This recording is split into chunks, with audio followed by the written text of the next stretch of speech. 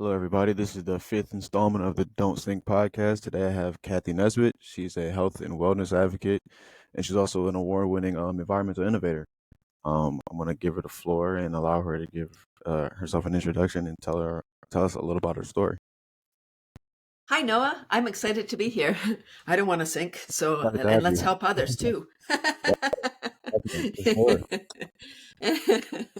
So my Yeah, working title is Cathy Crawly Laughing Bean Queen, and I yeah. offer simple solutions for today's challenges. Worms for indoor composting. Well, it doesn't have to be indoor, but worms for amending the soil, sprouts for Mhm. eating, grow your own, and laughter for overall health and wellness. It's like this trifecta of beautiful things. Yeah, I say so too. Yeah, Yeah, so tell me what you want to talk about, Noah. We didn't even have a pre-chat, so this is no, exciting. It's totally like, ooh, let's whatever we go, wherever we go. yeah, I'm interested in the worms. Like, how did you get into that world of worms and composting, making healthy soil? Yeah, beautiful. I love starting there. So it's the 22nd anniversary of Cathy's Crawly Composters, selling Right. worms by the pound for indoor composting. I think you said you were 24, so you're just a Yeah, little baby. yeah, So yeah, I'm beautiful, yay. I no, saying that with open heart. Yeah, so beautiful. I'm located in Canada, just north of Toronto, largest city in Canada. wow. In 2002, our landfill closed. Mhm. And although we're a pretty large country, second largest in the world, we couldn't find a place to site a new landfill. And we Oh, started to export our garbage to the United States. Are you ooh, ready, Noah? 1,000 trucks a week. yeah, No, I had a solution. So this is indoor composting with worms. And, mm, anybody listening, if you're like, I have an idea, but I don't know what to do, then you just got to go. You just got to, that's the best way. Because I had yeah, no idea how to run a business. I didn't know anything about business. And I mm, just was like, oh, this is great. Everybody needs this. And if you have enough passion and enough energy, you'll attract the people you need. And if yeah, it's really for you, then you're going to stay the course and you're going to do it. That's what I'm going to say. It's not easy, but I it's want to so know. rewarding when when you go down, when you look back, you're like, wow, I did all that, whatever it Yeah, is. And this is life changing what I've done. I think, um, and saying that again with open heart, not a big ego. mm, This is bigger than me, and most mm, of our ideas are bigger than us. yeah. We just have to step into them and we have to embrace them. Okay, so this is indoor composting with worms, and I'll talk about that. Are you familiar with regular composting? Sort of, not entirely. Okay, so composting is nature's way of managing our organic matter. No Mm, special equipment is required, usually done outside. Maybe you have a composter or just a pile, all as well. You add in your nitrogen, your carbon and nitrogen. So the carbon is, and they say browns and greens in composting. So the browns would be um, shredded shredded paper, probably not outside, but your leaves, grass clippings, cardboard, straw, that kind of thing would be your carbon source. And your nitrogen is your food scraps, the green material. So when you mow the grass and you got all the clippings, that's a yeah, nitrogen source. okay. All your manures can go in there, so it's just a way to turn that into humus or compost. This is the same idea. It's vermicomposting. I sound so smart because I am. So vermicomposting is worm composting. So done inside. No special equipment. Maybe like for the do-it-yourselfers, a Rubbermaid container, something like that, a tote.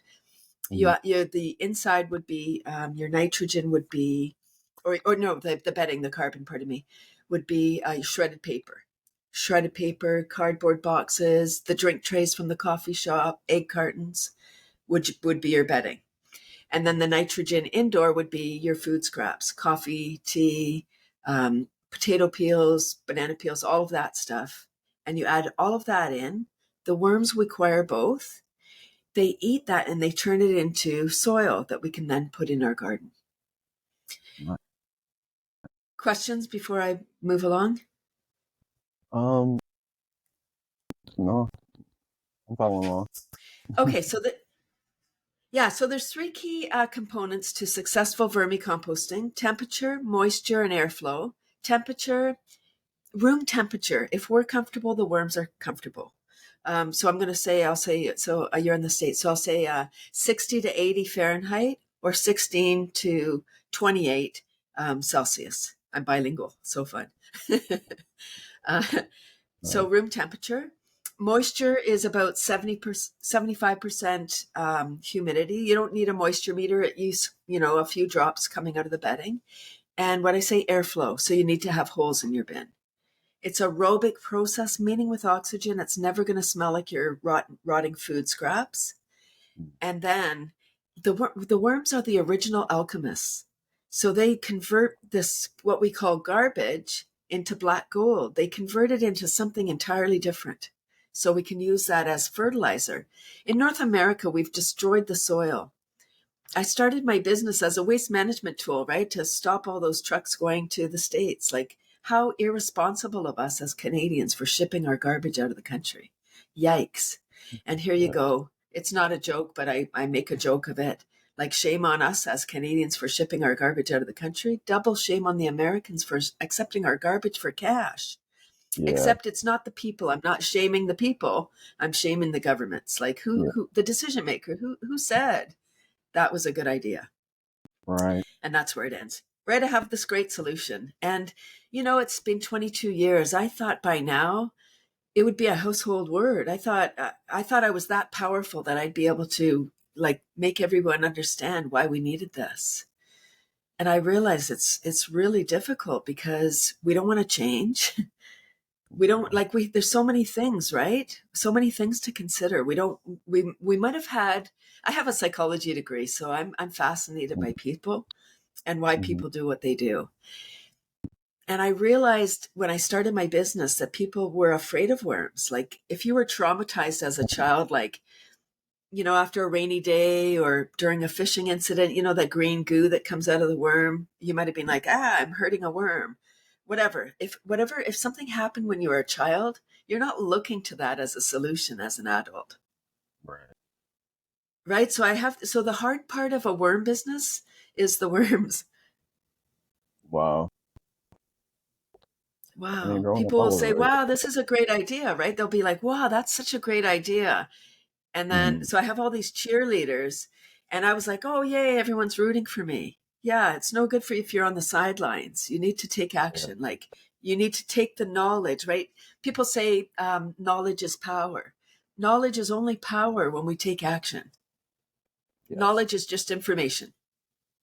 Definitely. How can people take that first step into that world in composting? Well, if people are interested, and I hope they are, because there's so many factors attached to this beautiful process, right? It slows us down. We're managing our own scraps on site. We're not contributing to the climate change with our food scraps anyway, like other ways, maybe we are. Uh, Yeah. right? It's one way we can. And then, the beautiful, and I'll talk about how you can get involved once the worms have converted that material and we have that black gold, that nutrient rich soil, then we Mhm. can grow any kind of plant. Plants require nutrient rich soil to grow. So then we're growing food. Then, then once we're growing our own food, you don't waste that food because you nurtured that food. You watered it, you weeded it, you tended to it, you were patient, you planted the seeds and you're like, okay, now I just have to wait for it to grow. And once it Yeah. grows, when you have, say, a tomato, you're growing a tomato, you take that tomato, there's nothing like eating your own tomato that you grew. Like, it's just like, Yeah. wow, the flavor is over the top. If people are like, I don't like tomatoes in Canada, sometimes people are like, because we get these cardboard, horrible winter tomatoes, which are grown in a greenhouse, or they're grown maybe in the States somewhere where, with the proper climate.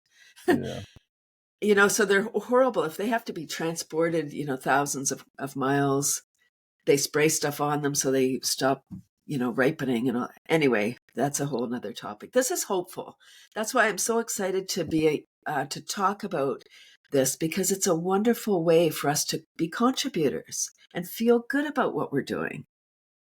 Yeah. So how can Oh, people get involved? Okay. So if people wanted to do this, any container will do. Get a Rubbermaid. You probably have an old plastic tote around. Use that. You need some shredded paper, a little bit of soil from outdoor, not potting soil that's bagged because it's sterilized. You want the little bugs that are in there. You can't see them; they're microscopic because it's a whole ecosystem. right. So a little bit of soil, maybe like just a shovel, a couple of cups of soil for the measurement, Mm. a couple of liters. And I know I talk in metric and imperial. I'm sorry. Um, Yeah, I'm all messed up because I went to school when we were converting in Canada, so I'm messed up in both systems. yeah, we're the only ones But who it's use it. like We the should pop bottle, right? yeah. Right, the 2 liter pop bottle. I think you have 2 liter pop bottles too. Yeah. Okay, so that's how much water about you would need. Um, about 6 to 8 crushed eggshells, and there's printed instructions on my website, and there's a little video how to set it up if people really are serious. Cool. Mix it all up, and then you add the worms on. Now these are special worms. The red wigglers or European night crawlers are the optimum composting worms. There's are thousands of types. And luckily in the States, there's lots of worm growers. Go to a reputable dealer because, yeah, you want to just be sure that you're getting the right amount of worms because the worms eat about half their weight per day in food scraps. Wow. And so, wow, thank you. If you had it, so I'll use a pound of worms for easy math. Back to imperial. If you had a pound of worms, half a pound per day, or 3 to 4 pounds of food waste per week. Wow. Jeez. And then they reduce the volume by about 80%. I'm throwing out a lot of numbers. You don't even need to know this. It's really a magic process watching the worms because we need to be mindful that depending on what we're adding in, some stuff rots faster than other, right? Like potato peels take longer than lettuce. Coffee grounds, nothing to be done. They're already broken down. Mhm. But we need to manage the pH as well. Like for the gardeners listening, you want to have like a base of like around 7 is where you want to have is on the pH scale, but you don't need to measure. If the worms are crawling out of your bin, it's worm speak for help. We're being burned because they Oh, don't have wow. eyes. They can't see. No point in going sightseeing. Mhm. Yeah. I'm Yeah. hilarious. You can laugh at my jokes. It's fine. No, And they're good. I really needed to have a humor, Noah, because I'm selling Yeah. worms. Yeah. Yeah. I really Yeah. can't take myself too serious. I have this heavy mission. Um, and like I said, back to 2002, I set out, I started doing my business. I'd have a table wherever I could, like at home shows and wherever I could have a table, I'd be Yeah. set up and people would come up to my booth and like, oh, what are you doing here? And I'd say I have worms, and then they'd hold their kids back. Oh, get back, Jimmy, it's dirty. Yeah. And wow, right, passing on their fear, their trauma from childhood or whatever happened. And then Yeah. now Jimmy's afraid. Stop it, Yeah. everybody. Let Jimmy learn on his own. Right. Right. So then I realized, oh my gosh, people are afraid of this. How am I going to put worms? So my goal when I started was to put worms in every living space, worms in every house, worms in every classroom, not just one in the class in the school, as a project. No, one to manage all the scraps. One in every business, every community's worm bin everywhere. That was Yeah. my goal. 22 years in. Now it's not easy. It's not easy, right? But things take time. And I say now, looking back, imagine if every school started worm composting 20 years ago. Yeah. Wow, right? Everybody would be aware, doing it or not, maybe, but at least they would know about it. Without awareness, action is impossible. We can't do it if we don't know. Of course. Yeah. I believe education is definitely, if not the first step, I mean, that would be the call to action right there to start in schools. Yeah, right? Because adults are set in their way. We're already, we don't want to change. We were like, no, that sounds like a lot of work or blah, blah, blah, the stories. Kids Mhm. today are born knowing that this is a crisis. We've got a crisis on our hands and they're ready. I believe that there's a lot of people wanting to get back into farming, in organic farming, and just being part again. It's community. We need to be a part of something. Yeah. we've been separated for too long, and 2020 sent us into a global mental spiral, right? We were isolated. And how do I'd like to jump to the laughter, because Hmm. when we're isolated, that's when we're alone, haha, literally. We're Yeah. alone. We only have that voice in our head, which is not our friend. We would never have a friend like the voice in our head. Right? It's Yeah. our worst critic, like, oh, who do you think you are? Oh, remember last night? Blue, blue, blue. Shut up. Hmm. Nobody Yeah. asked you. Thank you for take a rest. Yeah. Pook. Right? So we need to surround ourselves. I'll go to the laughter in a sec, but for people listening that are like, I want to do something and make a difference, maybe not starting a business, but I want to be a part of something that is making a difference in the world and for yourself, because when we feel good, we do good. So I would say take a step, like surround yourself with people who believe what you believe.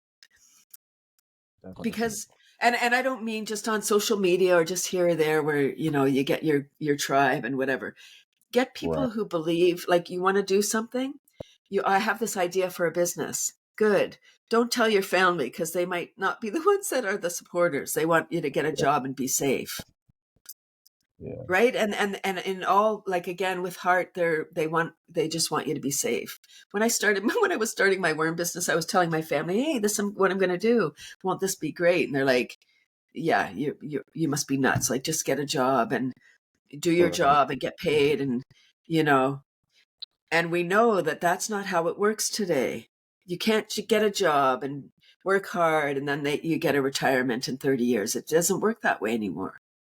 And quite often we do need to, the gig economy is here. So why not do something that you love, that is contributing? And I don't mean necessarily driving for Uber, because now you're still doing something for somebody else. Now you're still, banking up somebody else's dream. Yeah. And it maybe is something in the meantime. As a long-term strategy, I don't think those gig bits and bytes can sustain us. So take an action, write down your thing. So, laughter. So 2012, I when you're in business, people don't buy what they need. They buy what they want. So although they need worms, everybody needs worms. Of course they do, but they just don't want that. And we have limited income, right? We have limited funds to spend on the stuff. So of course we're going to buy what we want versus what we need. If they're both, like if it's what we want and need, that's an added bonus. Right. I didn't know that. I didn't realize. So there I was flogging my wares, like, yay. And then people were like, ooh, worms in the house. Ah. And I was like, what am I going to do? I started to do school workshops. So I ebbed. I started to talk about what I was doing, kind of creating the market. It was here, but I was creating the industry. And I was like, I just have to wait 20 years for the kids to have buying power now. Yay, I made it. Yeah. 2012, 10 years into my mission, one more person said, ew, worms in the house. And I felt it. I wasn't paying attention before that. I heard it. I felt it. I was like, oh my gosh, what am I going to do? How am I going to keep doing this? And I was Right. about to doff my important mission. And I act Mm. fast. I get an idea and I go. And I want results fast. Yeah. If things aren't happening fast enough, I'm like, what's happening here? What's going on? Mhm. Yeah. And maybe you're like that too. Maybe some people are listening are like, I'm like that too. Sometimes we need to have patience. Sometimes, things will come to us and we need to take action, but maybe it's not going to be tomorrow. We need to be like, okay, there's my idea, but I'm not sure how. So 10 years, I thought that was pretty good trial. I Yeah. thought I was pretty patient and I felt it. So I was about to doff my mission. Like, I don't know what to do. I don't know how to make this happen. 10 years, I tried. And Yeah. the very next day, I was introduced to laughter yoga. I don't even do Mm. yoga, Noah. I'm sure it's a great thing. I jumped right to Yeah. the fun yoga. Yeah. So, laughter yoga is not doing yoga and laughing, it's laughing as an Mm. exercise. How fun. Started in 1995, my medical doctor. Dr. Madan Kataria in India, and his Mm, goal is world peace. Can you imagine what a great mission? right. So I believe, so I jumped into it, but I believe with my worms and my laughter practice, I have world hunger and world peace solved. Yeah. Wow. I know, right? I know. Right. And I say that, and then people get scared. They're like, oh, yeah, sure. And, then they're like, oh, well, I don't have that kind of mission. It doesn't matter. I think we're one giant mosaic. We all have our piece to play. And if we're playing too small, then the jigsaw puzzle doesn't get complete because you're not playing your role. We're 7 billion, 8 billion people. I don't know Yeah. how many we are now. We're a lot, many billions. Yeah. And we're all here to play our role. Like people are like, oh, I don't matter. You matter. Oh, yes, you do. You were brought here at this very time in the universal time of time to play Yeah. your part. We're all here. We all matter. And I think it's a beautiful thing. It takes time for us to realize, like, you know, I wish I knew, like they say, you know, with age comes wisdom. It does. And I want to, I'm 60 now, and I wish I knew what I know now then, but that wouldn't be any fun. If you knew everything at You're right. 20, at 24, what would be the joy in that? You would know everything. Yeah. There would be no failure. There would be no learning. We're here Right. to, right? We're here to try something and then trip and fall down and be like, oh, either you get up again or you don't. Hopefully you get up again. You get up again and you get up again. And it's just a learning. Who cares? It's all part of the journey. Yeah. It's an experience. Yeah. I said a Yes. lot. Say No, something, I'm Noah. fine. You're fine. Um, I'm just fascinated by this, by both the concepts of the composting and the laughter yoga. I think that I have a similar mission in trying to find world peace, and even if I don't find it in my lifetime, I hope to just open minds of people to let people know that it's possible, and that I mean, even no matter how many lifetimes or generations it takes, I mean, as long as we keep taking an inch, uh, every day towards it, we'll eventually get there. Um, I believe world peace is possible in my lifetime. So there you go. For I sure, do it's too. possible in yours. Yes, I I believe. believe. I believe, and we just need to come together. The thing about the light and dark. So the darkness is erased with one candle. One little Yeah, candle, the darkness is gone. Two candles, wow, it's brighter. Like six candles, yoop. Wow, it's yeah. super bright. Oh, I need my sunglasses now. It's so bright. Hmm. Hallelujah. So, you know, Yeah, it's possible, and that's the beautiful part. I know there is a dark side, and nothing. It's not right or wrong. We're here at a time for this beautiful journey that we're on, and I believe we're at this really transitional time where we're sick of all the conflict. We're sick of the division, because when we're yes. divided, we can't be together. No, we, When we're judging, when we're saying, whenever we say about something, why are they doing that? We're judging them. We have to let it go. We don't know why. yeah. It's not our story. We don't know why, and that's not the question to ask. The question to ask is, how can I help? Yes. How can I serve bigger? What can I do? What can I do to raise the vibration? Not why are they doing that? How can I help them see something different? Hmm. These are the Yeah, I believe that questions. too. Yeah, I mean, the more that we, I mean, appreciate the differences and accept the similarities, I think um, people will come together. I think we're so stuck on the differences that we don't realize how similar we are as a race of people, as humans.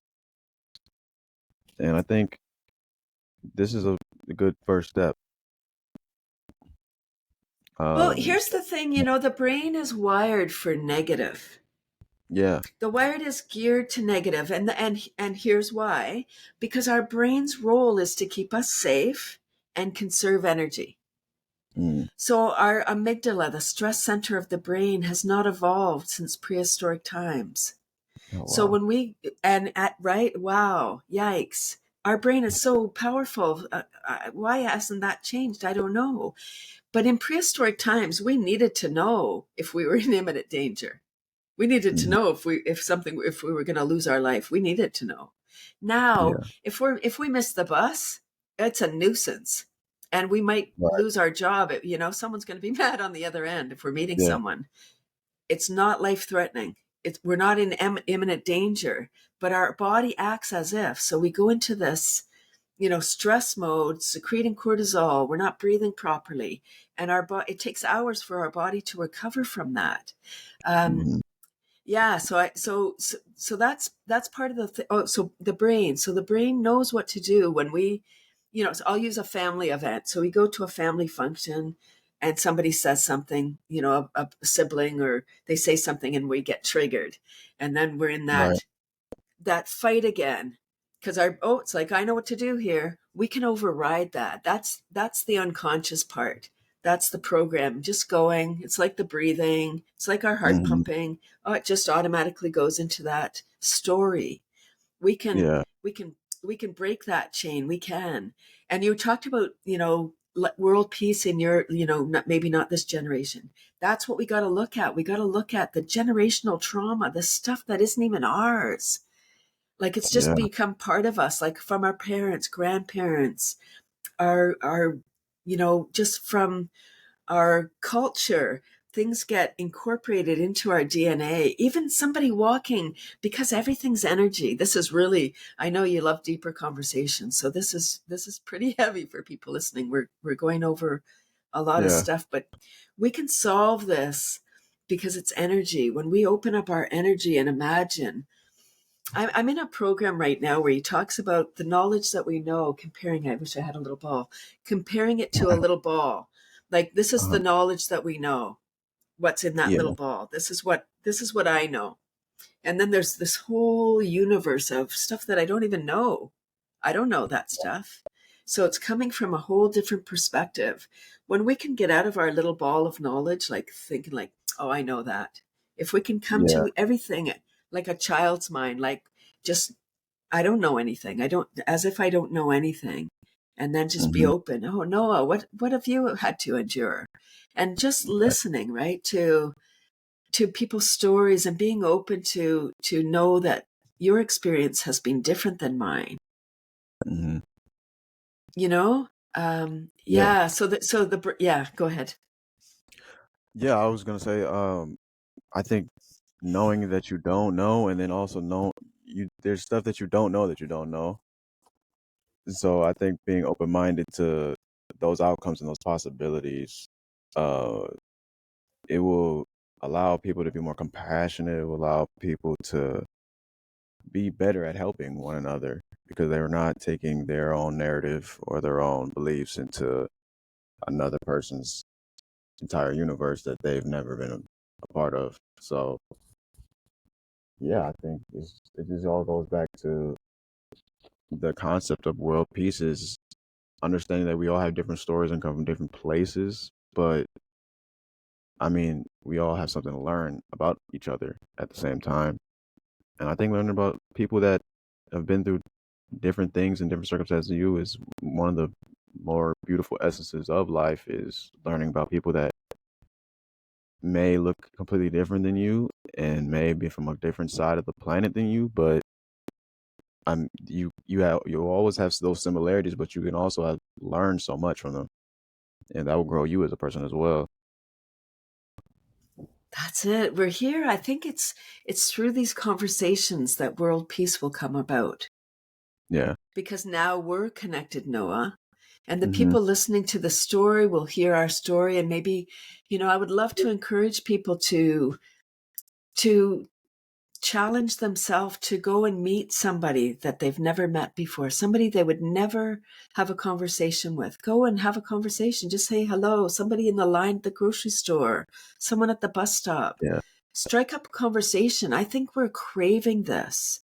And 2020 showed us that we need people.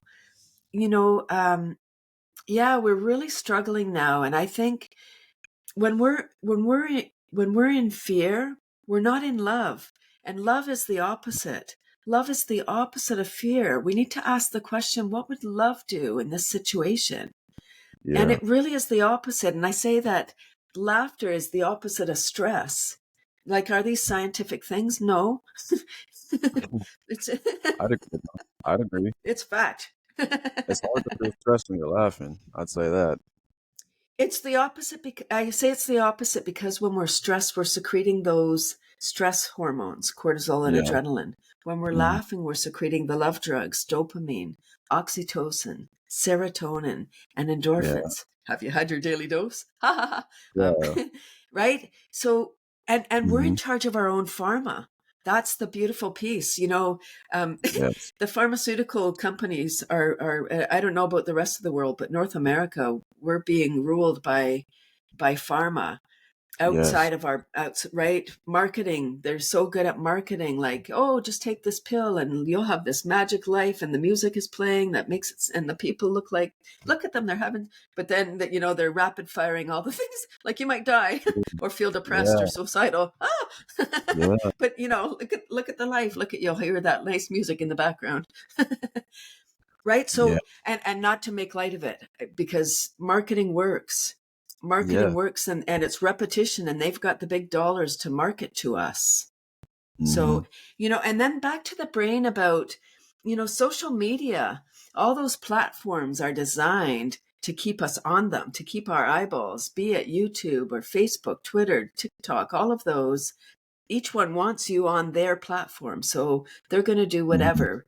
And our brain being attracted to negative. So you see Yes. something on social, and then you're like, oh, you get all freaked out. How could somebody think Yeah. that? Blah blah blah. And you start to compose something. I would suggest that you probably don't even know that person in person. Like, who cares what they think? Thank goodness they Yeah. think different than you, first of all. And we can't control what people think. And so don't respond, because social media is designed to get us excited in a bad way, to keep us engaged. Yeah. Then we're engaged. Yeah. Then we're in this battle. We're in a fight with somebody. We don't even know them. Or even if Mm. we do, maybe we know them or we don't. But if we don't even know them, like, we're just Facebook friends or whatever, who cares? Yeah. Who cares what they think? And if you're going to get all excited, oh my gosh, like, it doesn't. Yeah, I just think, my goodness, we need Yeah. to live our life rather than, looking at someone's highlight reel. Yes.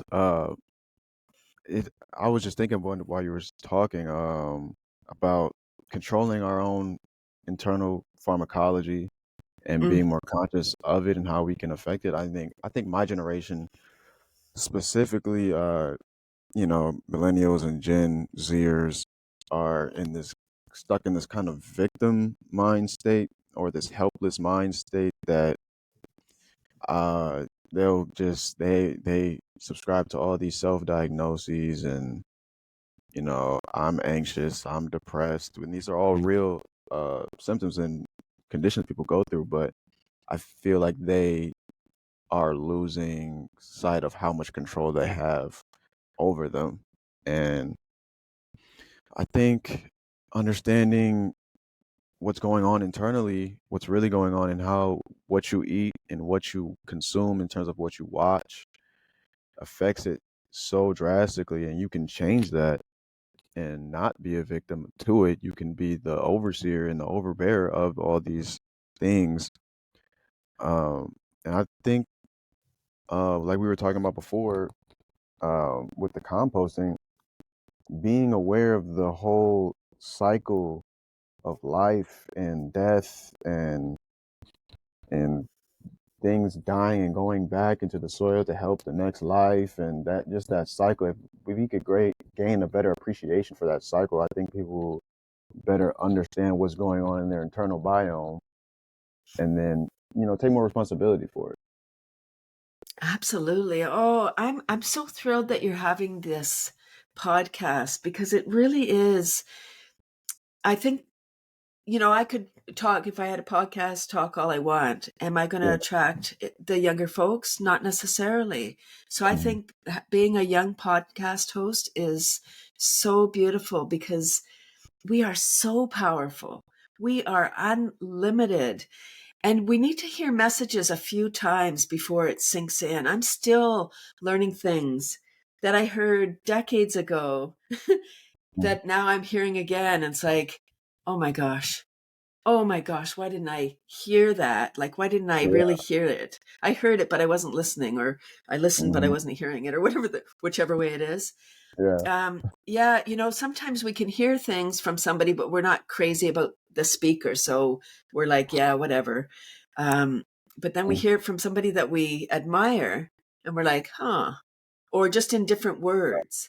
So Yeah. we are so powerful.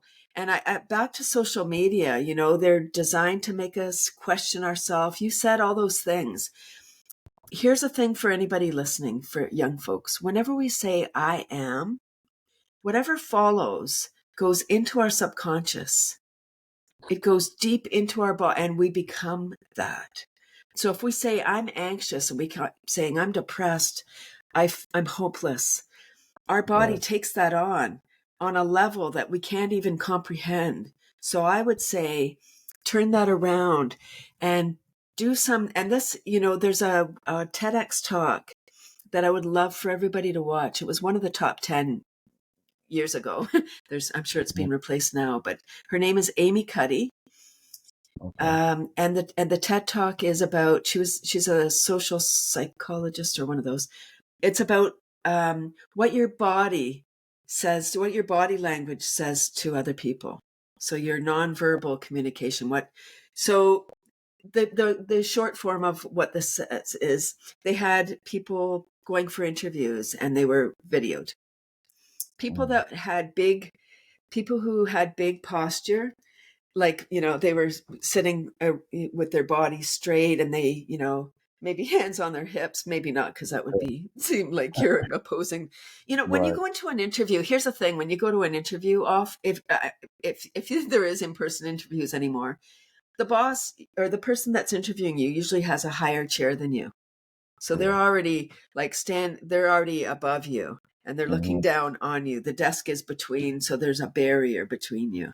So anyway, so back to Amy Cuddy video. So people that had big posture, people that had big stance and were like had a kind of bravado even, Yeah. got hired more than the people that had small posture, people that were sitting small and kind of Mhm. like subservient posture, Yeah. got hired less. Like the person they're probably going to be the pain in the ass, by the way, Mhm. employee, because they're going to challenge you. Yeah. And Definitely. so what people can do before you go for your interview, go to the washroom and power pose, like stand like Wonder Woman, or do like big posture and look at yourself in the mirror. This takes practice. Look at yourself in the mirror and say, I am powerful. I'm worthy. I'm awesome. Like whatever you have to say that puffs you up, because then your body's going to be like, I am. And the more you do that, if you can do that, say every morning, every time you go in the washroom, you do that. Like, it's going to be hard at first. It's Yeah. it's going to be like, because it's going to feel like an imposter until you can look at yourself and be like, I am that. Yeah. Then you become it. You totally become it. Yep. And I would challenge people listening to take that on. It will change your life, because whatever we emanate, it's just energy. Whatever we emanate out, that's Mhm. how people treat us. For If sure. we are subservient, if we're like walking around, with our head down because we're on our cell phone. By the way, I'm going to talk about that in a sec. Oh yeah. We actually, when we're on our cell phone, I don't happen to have a cell phone. Sorry if anyone's listening, and keep breathing. Right. Sometimes I drop that in, and people are like, they literally stop breathing because they Yeah. can't imagine. Right? It's a different world now, and I Mhm. probably you couldn't survive without a cell phone in today's world, and I get that, and I have no judgment. I just feel lucky that I'm able to operate without one, because I feel free. Yeah. I feel more peaceful, I'm and I jealous. feel more present. And I've saved a wackado. Yeah. Yeah. But when we're on our cell phone, here's the thing. I hope somebody that's listening is an inventor type, because here's a beautiful idea. When we're on our cell phone, we have the physiology of depression. Our neck is candy cane. because we're looking down. Somebody needs to come up with somebody. So although we're looking at something funny or we're having a fun, back and forth with a friend on text, Mm-hmm. we're sending mixed messages. So we're sending the um, depression chemicals to our brain Right. because we have the physiology of depression, and we're Mm-hmm. sending happy chemicals. So mixed pharma is going in our body. Right. And it is all that. Like, it's really, I'm learning all this stuff. In 2020, I took a deep dive. So if someone needs to come up with something where we can have, like, I don't know what it's going to look like. It would probably be a Mm-hmm. harness, and it might be a hard sell. But if we can be on our cell phone with our neck straight, we're going to feel so much healthier. We are going to feel more powerful because our body will have that posture. And I believe that we get more divinely guided messages when we have proper posture. Yeah. And I, not to be all woo woo, but it is about getting messages. Have you ever got one of those messages, Noah, where you're like, oh, and you do that huge inhale, you're like, oh my gosh, like maybe when you were going to start your podcast, you were like, oh, I'm going to start a podcast and I'm going to talk about like these deep conversations with people. And you got yeah. that, wow, feeling. Mm-hmm. You took Yeah. action because here you are, you did it. Yeah. Sometimes people will get that. What I say is, you get that inspired thought, and you're all excited. It went to 6 other people in the world, too. Yeah. I don't know how many. Maybe more than 6. Maybe only Right. 5. I don't know. Right? A Yeah. few other people got that same messages. Here's what we do. We go, oh, and then that voice in our head takes over. Oh, I don't have time to do that right now. Oh, it probably won't work. Oh, people will think I'm an idiot. Oh, yeah. Mm-hmm. Or we talk to someone and they're like, oh, no, remember last time you had that cuckoo idea? Just don't waste your time. Like, let's go have fun or whatever, Right. right? Mm-hmm. You need to take action. You need to take action right away because those moments are fleeting. We Yeah. get so many ideas, like things come and go. And if you think you're going to remember, you probably won't if you don't write it down, Yeah. You right? won't Because remember. so many things come and go, and we're busy. So um, take action. Be ready to look ridiculous. Like, Yeah. take a risk. Be the one. Like, oh, I saw a meme that said, "I want to be the old lady that people go, what is she up to now?" Mm-hmm. Right? Be the one that people are going, now what's next? Now what? Yeah. Always trying new things. Right? Because you that's when you living in your comfort zone, your box, it's a fallacy, first of all. There's no safe zone. Yeah. No. COVID showed us that. COVID showed us like, yeah, you think you're Yeah. There I goes think, this. here's what I think. The people who were most affected during COVID, this is just a thought. Mm-hmm. The people who were most disrupted during COVID were the ones who had no plan. They were going along with their life merrily, jolly, every day, one day, the next. Oh, what a life I have. Isn't this fun? Yoop, yoop, yoop. Not thinking about, oh, what if something happens? Or, having some sort of plan. Mm-hmm. And then, so, and I'm going to say people that like my age say that were in their life, they were taking the kids to the things, and they had their events and everything was fine, but they weren't thinking about tomorrow. And then everything came to a standstill. Like, how many divorces and breakups were there because that was fine when they were at work? Like, you're at work more time than you're together, right? And Yeah. then you're out at all these things. Now nothing is happening. There's no events going on. Oh my god, I gotta spend time with my spouse. I don't even like my spouse. Right. Like, you realize how much you don't even like the people that you're married to Yeah. or living with. Yeah. I bet COVID wrecked a lot of homes. It did, right? But it also was a great wake up call for Yes. us. Like, what is important? What do we really want? Because we never know. We never know what tomorrow's going to hold. So today better be effing awesome. Like, I think it's freaking. about finding that balance. Yeah.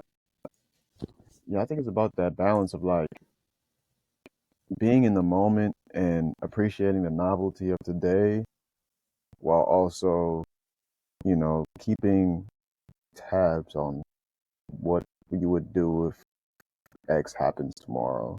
I think it's about that balance. can't lean into one too much. Yeah, and I'm not suggesting that people be irresponsible and just go and party every day and whatever. Have a Yeah. plan. Like my plan is I want to live to 111. That's the number. I was waffling between 110 and 111. Like lots of people are centenarians today. Like lots of people live to 100 now. Yeah. Whatever. That's yesterday's news. I want to live to and not only do I want to just make it there, I want to make it there and still be living on my own. I don't want to be in a home just in a rocking chair. No, I want to Yeah. be living on my own, vibrant, still contributing member of society. You know, in Canada, she's probably the longest serving mayor in the world. Mm. She just passed last year. She was, oh gosh, I'm going to say 99, but she might have been 101. Whatever, 99, 100, 101. She was mayor, and she started the first women's hockey league like in the 30s. Like Wow. they called her Hurricane Hazel, and she Mm. was mayor of a fifth largest city in Canada, which was fiscally responsible. They didn't owe any money. Oh, wow. How many cities can say that? Wow. Right. So, and she still lived on her own till the day she died. She still made her own meals. So although she was mayor and like this awesome woman, she didn't have, I'm sure she had people, but she still did her own laundry. Nice. That's what I want to be, right? So I want to Mhm. say, have a plan. Don't just be like, oh, today, tomorrow, yay, you never know what tomorrow. I want you to have a plan, like, so that you know what's coming for you. Like, how are you going to get there? What's your big audacious plan in life? And you don't have to know everything. Like the details will fill in, but you got to start somewhere. You know, Noah, you can't connect the dots going forward. You can't be like, I'm going to go here, then I'm dunk, and then dunk, dunk, dunk. No, it's only when Right. you look back you can be like, oh, that's why I had to have that crappy job and meet that boss who was a jerk, Right. so that I could learn I don't want to do that when I have my own company. I'm Yeah. not doing that. I'm going to treat people different, right? We can Yeah. learn along the way, and then we can connect the dots looking back. And I would say be open. We Yeah. never know who we're going to meet. We never know Yeah. who we're going to meet, who knows somebody who's going to help us, because it totally is not what you know. It's all about the people you know. It's not what you know. You have to know Mhm. stuff, because once you get the introduction to the person that's going to help you, you gotta you gotta step up and show them that you were worthy of the connection. Yeah. Um, and I'm going to give you an example. I'm doing a lot of podcasts since 2020. I chose media as my marketing strategy for my business. I'm That's dropping cool. all kinds of pearls for anyone listening who's like, "Oh, how do I live a great life?" You take action. Like Yeah. get thoughts, take action. Like don't just think about things, and don't be always learning. Like because it's never going to be perfect. Your plan is never going to be finished. It's a Yeah. work in progress. It's never ended, right? You're never going to Yeah. be there, because when you're there, you're dead. Like that's the end of the journey when you're there. When you're Yeah. arrived, that's it. When you know everything, I think you go because you know it all, Mhm. right? So never don't want to get to the end. Um, Mhm. so so since 2020, because regular media like newspapers and stuff are kind of going the way of the dodo. Yeah. So I chose media, so podcasts. So since 2020, over 300 podcast episodes as a guest. Wow. And That's I cool. go on all kinds of stuff. Like, does it have to do with my business? Not necessarily. I just want to tell my story and meet people. I just love meeting people. So I went on one about trivia. Am I good at trivia? Nope. Right. This was so fun. And on that podcast, there was a gentleman, the executive director of an organization in North Carolina called Hearts Need Art. And I was Mm. like, Hearts Need Art. They go and visit people in the hospital and they sing with them, they dance with them, they do artwork. Like, wow. I was like, I got to meet you. Let's have a meeting. So we had a meeting. He has a podcast. I'm a laughter yoga teacher. So Mm. that little discovery call, 10-minute discovery call after being on that silly podcast, seemingly silly podcast. Mhm. I was on a discovery call. I got a spot on his podcast, and a paid laughter yoga gig for his staff online. Oh, sweet. That's good. Right? So it's taking Yeah. action and not being afraid. Something with the younger set, no judgment, just I would say the people that are willing to talk on the phone, business is done with people that you know, like, and trust. Yeah. You don't get to know people through text. I can't No. know you through text. It's so flat. You might Mm, text me something. I'm like, oh, why is he offending me? What's he saying? I don't mm, understand those memes. Or what are they called? Emojis. I can't yeah. talk in emojis. I know the younger set does its whole language. Just Yeah. like handwriting is how the grandparents are going to get around the grandchildren. Yeah. Yeah. Oh, leave notes. Oh, what are they saying? It's Sanskrit. It's hieroglyphics. Yeah. That's funny. That's funny.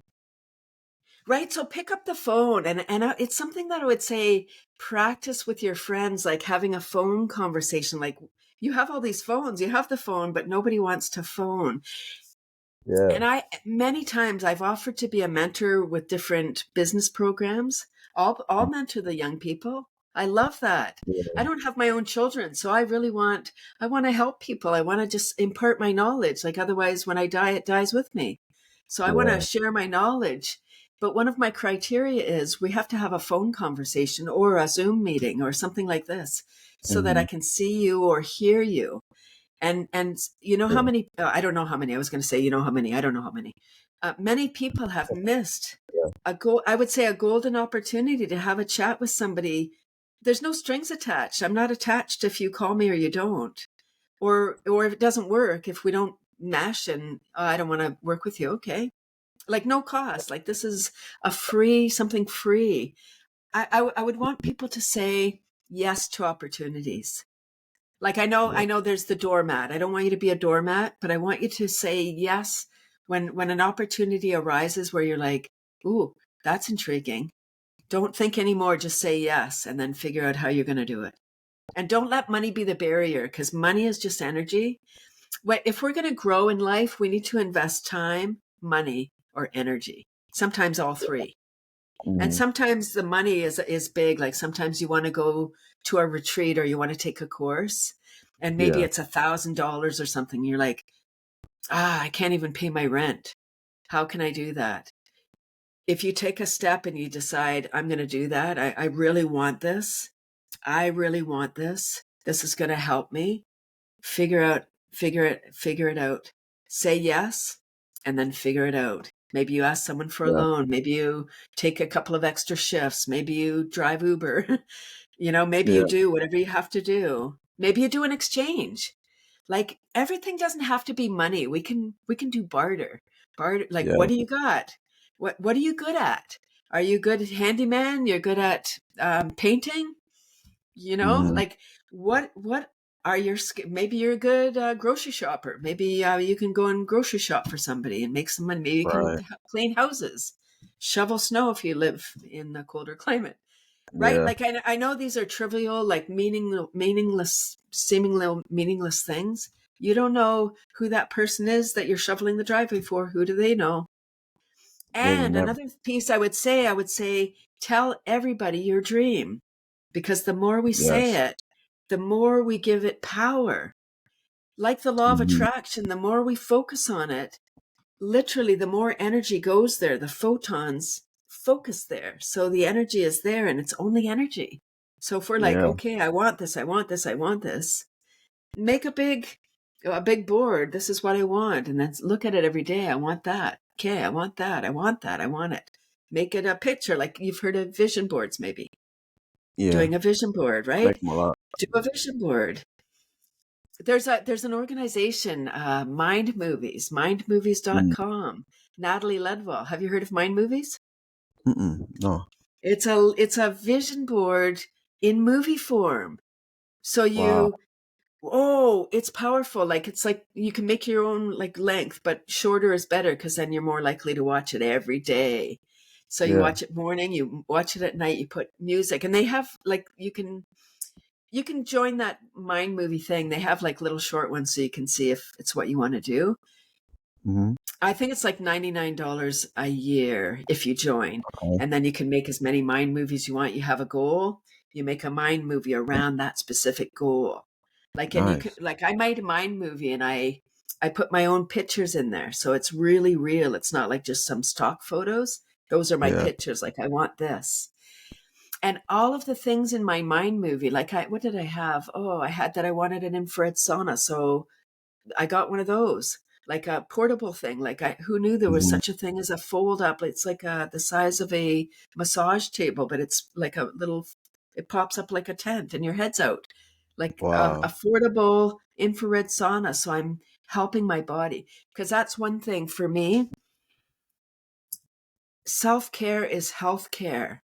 I want young Yes. people to hear this because there's no room at the inn. COVID showed us. Hallway Yeah. medicine. Get out of here. Don't get sick. Stay healthy. And we have the Yes. means. We are ever powerful. Yes, eat the right things. Yes, think the good thoughts. Look after yourself because it matters. It matters what we eat. It matters that we move. It matters that we do Yes. stuff every day for our health. Yeah. Health is wealth. I say it every day. People think it's cliche, but money does not matter if you're sick. It does not. You won't enjoy any of it. I You'll mean, only get fiber if you eat money. if you're filthy rich and you can't even get out of bed, what's the use? You Right? know? That, the more you have, almost the more stress you have. And not to say that it's not Yeah. great having lots, but the more you have, if you have nothing, you have nothing to worry about. Like, the more Yeah. stuff you get, then you need security because what if someone takes my stuff? Oh, I gotta, oh, my stuff. Yeah. It's like, who cares about your stuff? It's like money. You can't, like, Right. their stuff is, I think we're going to, like, we have the gig economy. I think we're going to the stuff economy, the share economy, where not everybody has a car. We don't need all, like, the car sits in the driveway, like in the suburbs, like, everyone's got a car. Does the whole family need a car? Probably not. Yeah. Right. I'm into that. I'm into minimalism and reducing our footprint as human beings because I mean, once you have, it's not necessarily about the quantity of items you have, it's about the mental real estate of what you focus on. And if you have all these things that you are coveting and you're attached to and you don't want to let go, that takes up mental real estate that you could be spending on other things like following your dream and achieving what you want to achieve. But a lot of people are stuck on, oh, Mental I gotta real have a good estate. car. Yeah, I want to have a nice That's a house. great expression, mental real estate. Yeah, it is all about just living each day and not comparing. Yeah. Social media has us looking, at everybody else's highlight reel, like, oh, look at them. Look at them. Hmm. And the influencers. I know there's a handful of people making money, probably really good money being influencers. That's not Yeah. everybody. That's like No. professional athletes. That's a handful of people. Yeah. Um, Not that we shouldn't strive for things. If you're a great hockey player, go for it. Absolutely. You could be the Right. next, great one.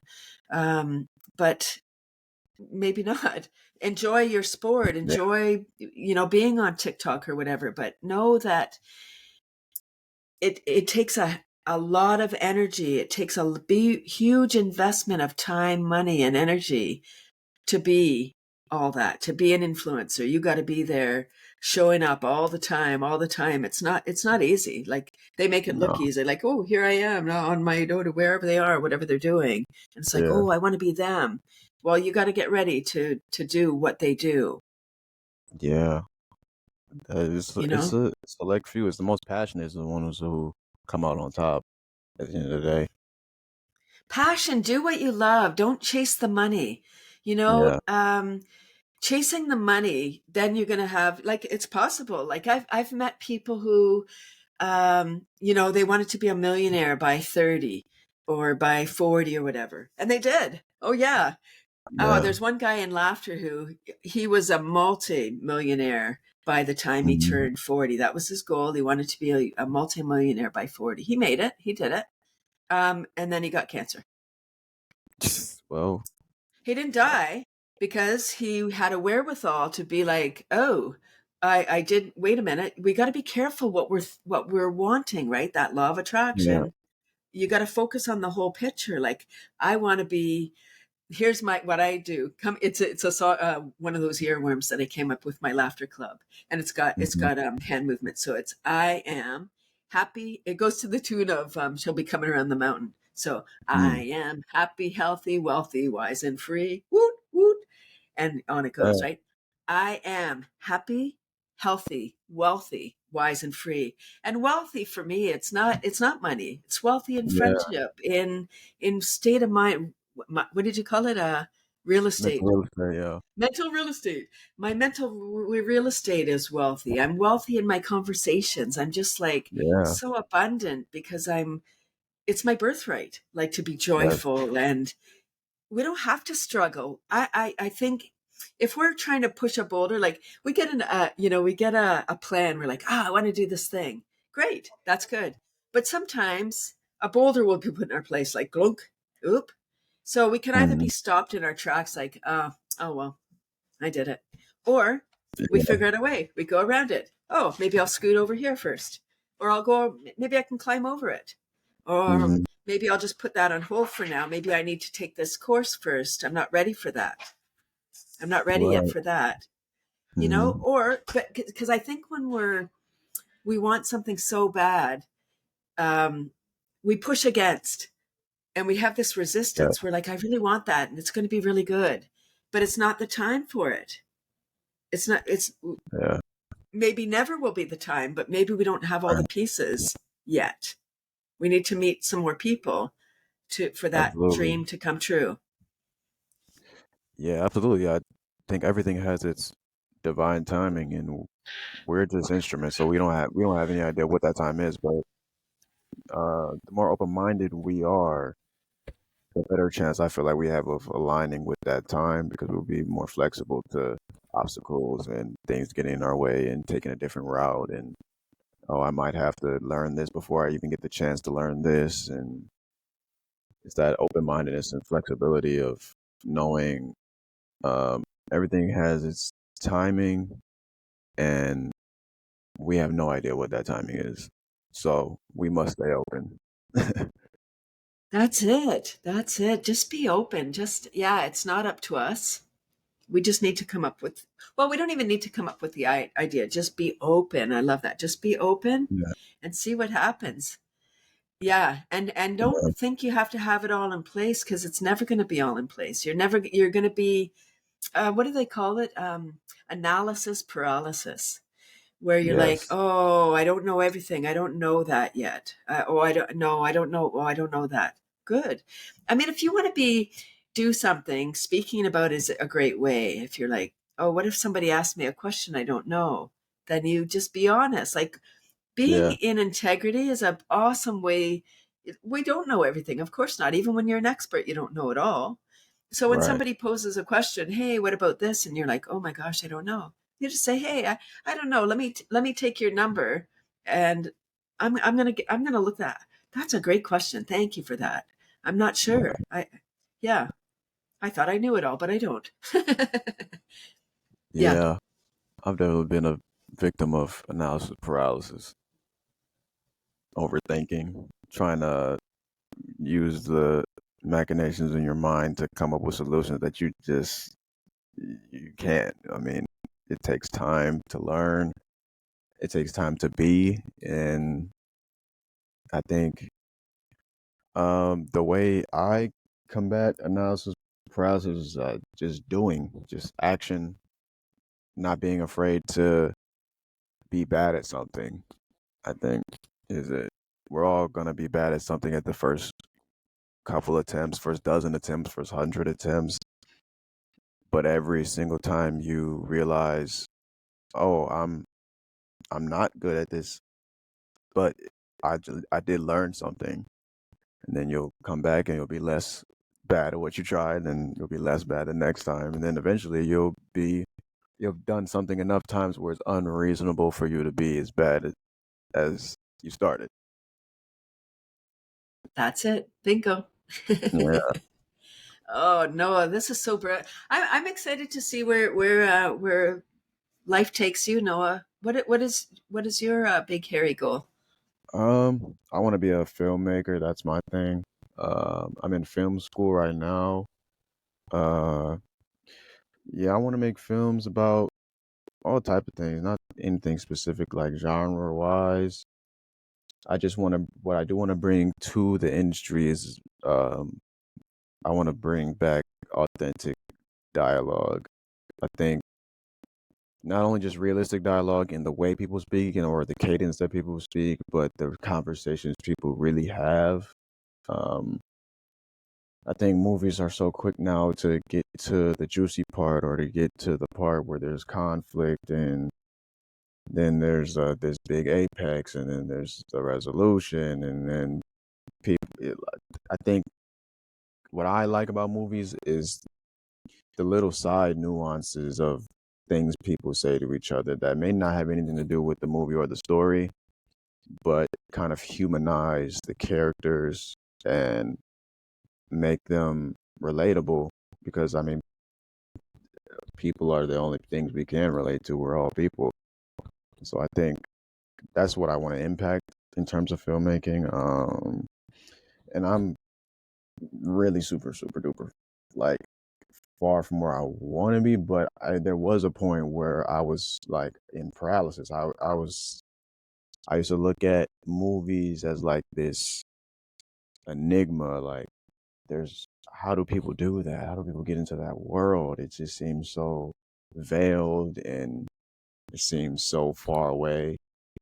And then I started interviewing people in the industry, and the more they told me their stories and their journeys, the more attainable it was to me. And then I figured, well, I should go to film school and learn the technical aspects. But while I'm doing that, I wanna I wanna learn more about people, and that's why I kind of started the podcast so I could just get dip my toe into every walk of life. And then I feel over the course of a few years of doing that, I'll reach a point where I can be a better screenwriter, and I'll be a better storyteller in general because I've seen all different sizes and walks of people from all over the world.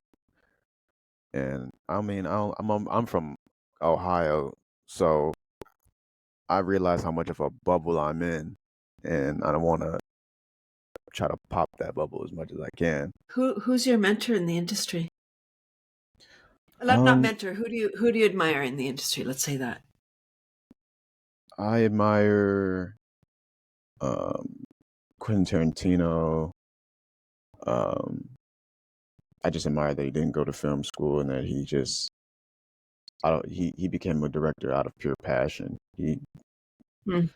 He worked at a VHS store and saved all his money and used that money to write a script and then sell the script, and then eventually he got to making movies. I just admire his self-made Hmm. path.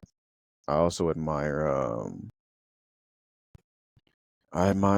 Christopher Nolan a lot.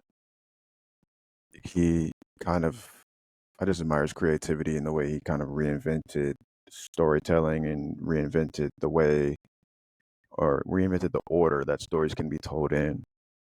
Um, and then I also admire David Fincher a lot. He's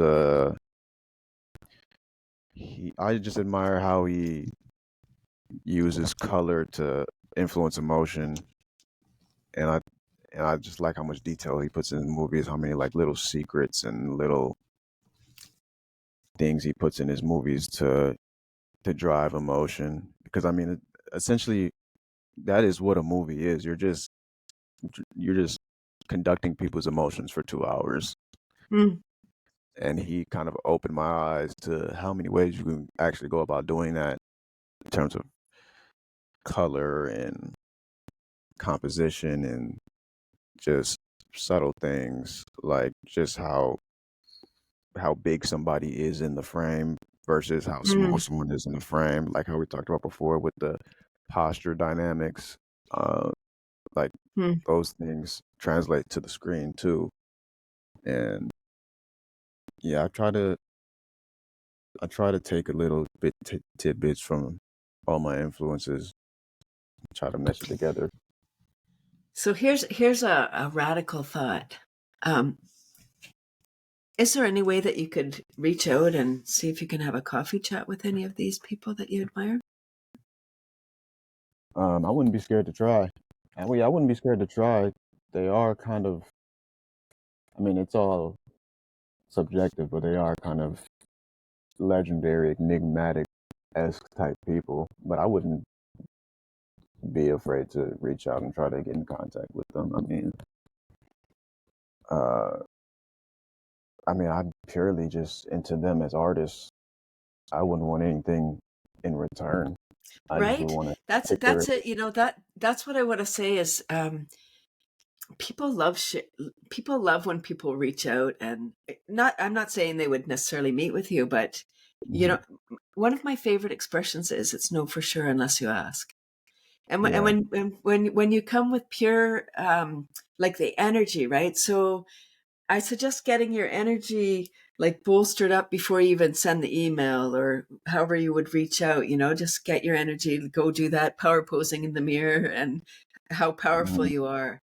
Because that will translate. And then when they receive it, they'll be like, oh, I don't know what it is, but I got to reach out to this guy.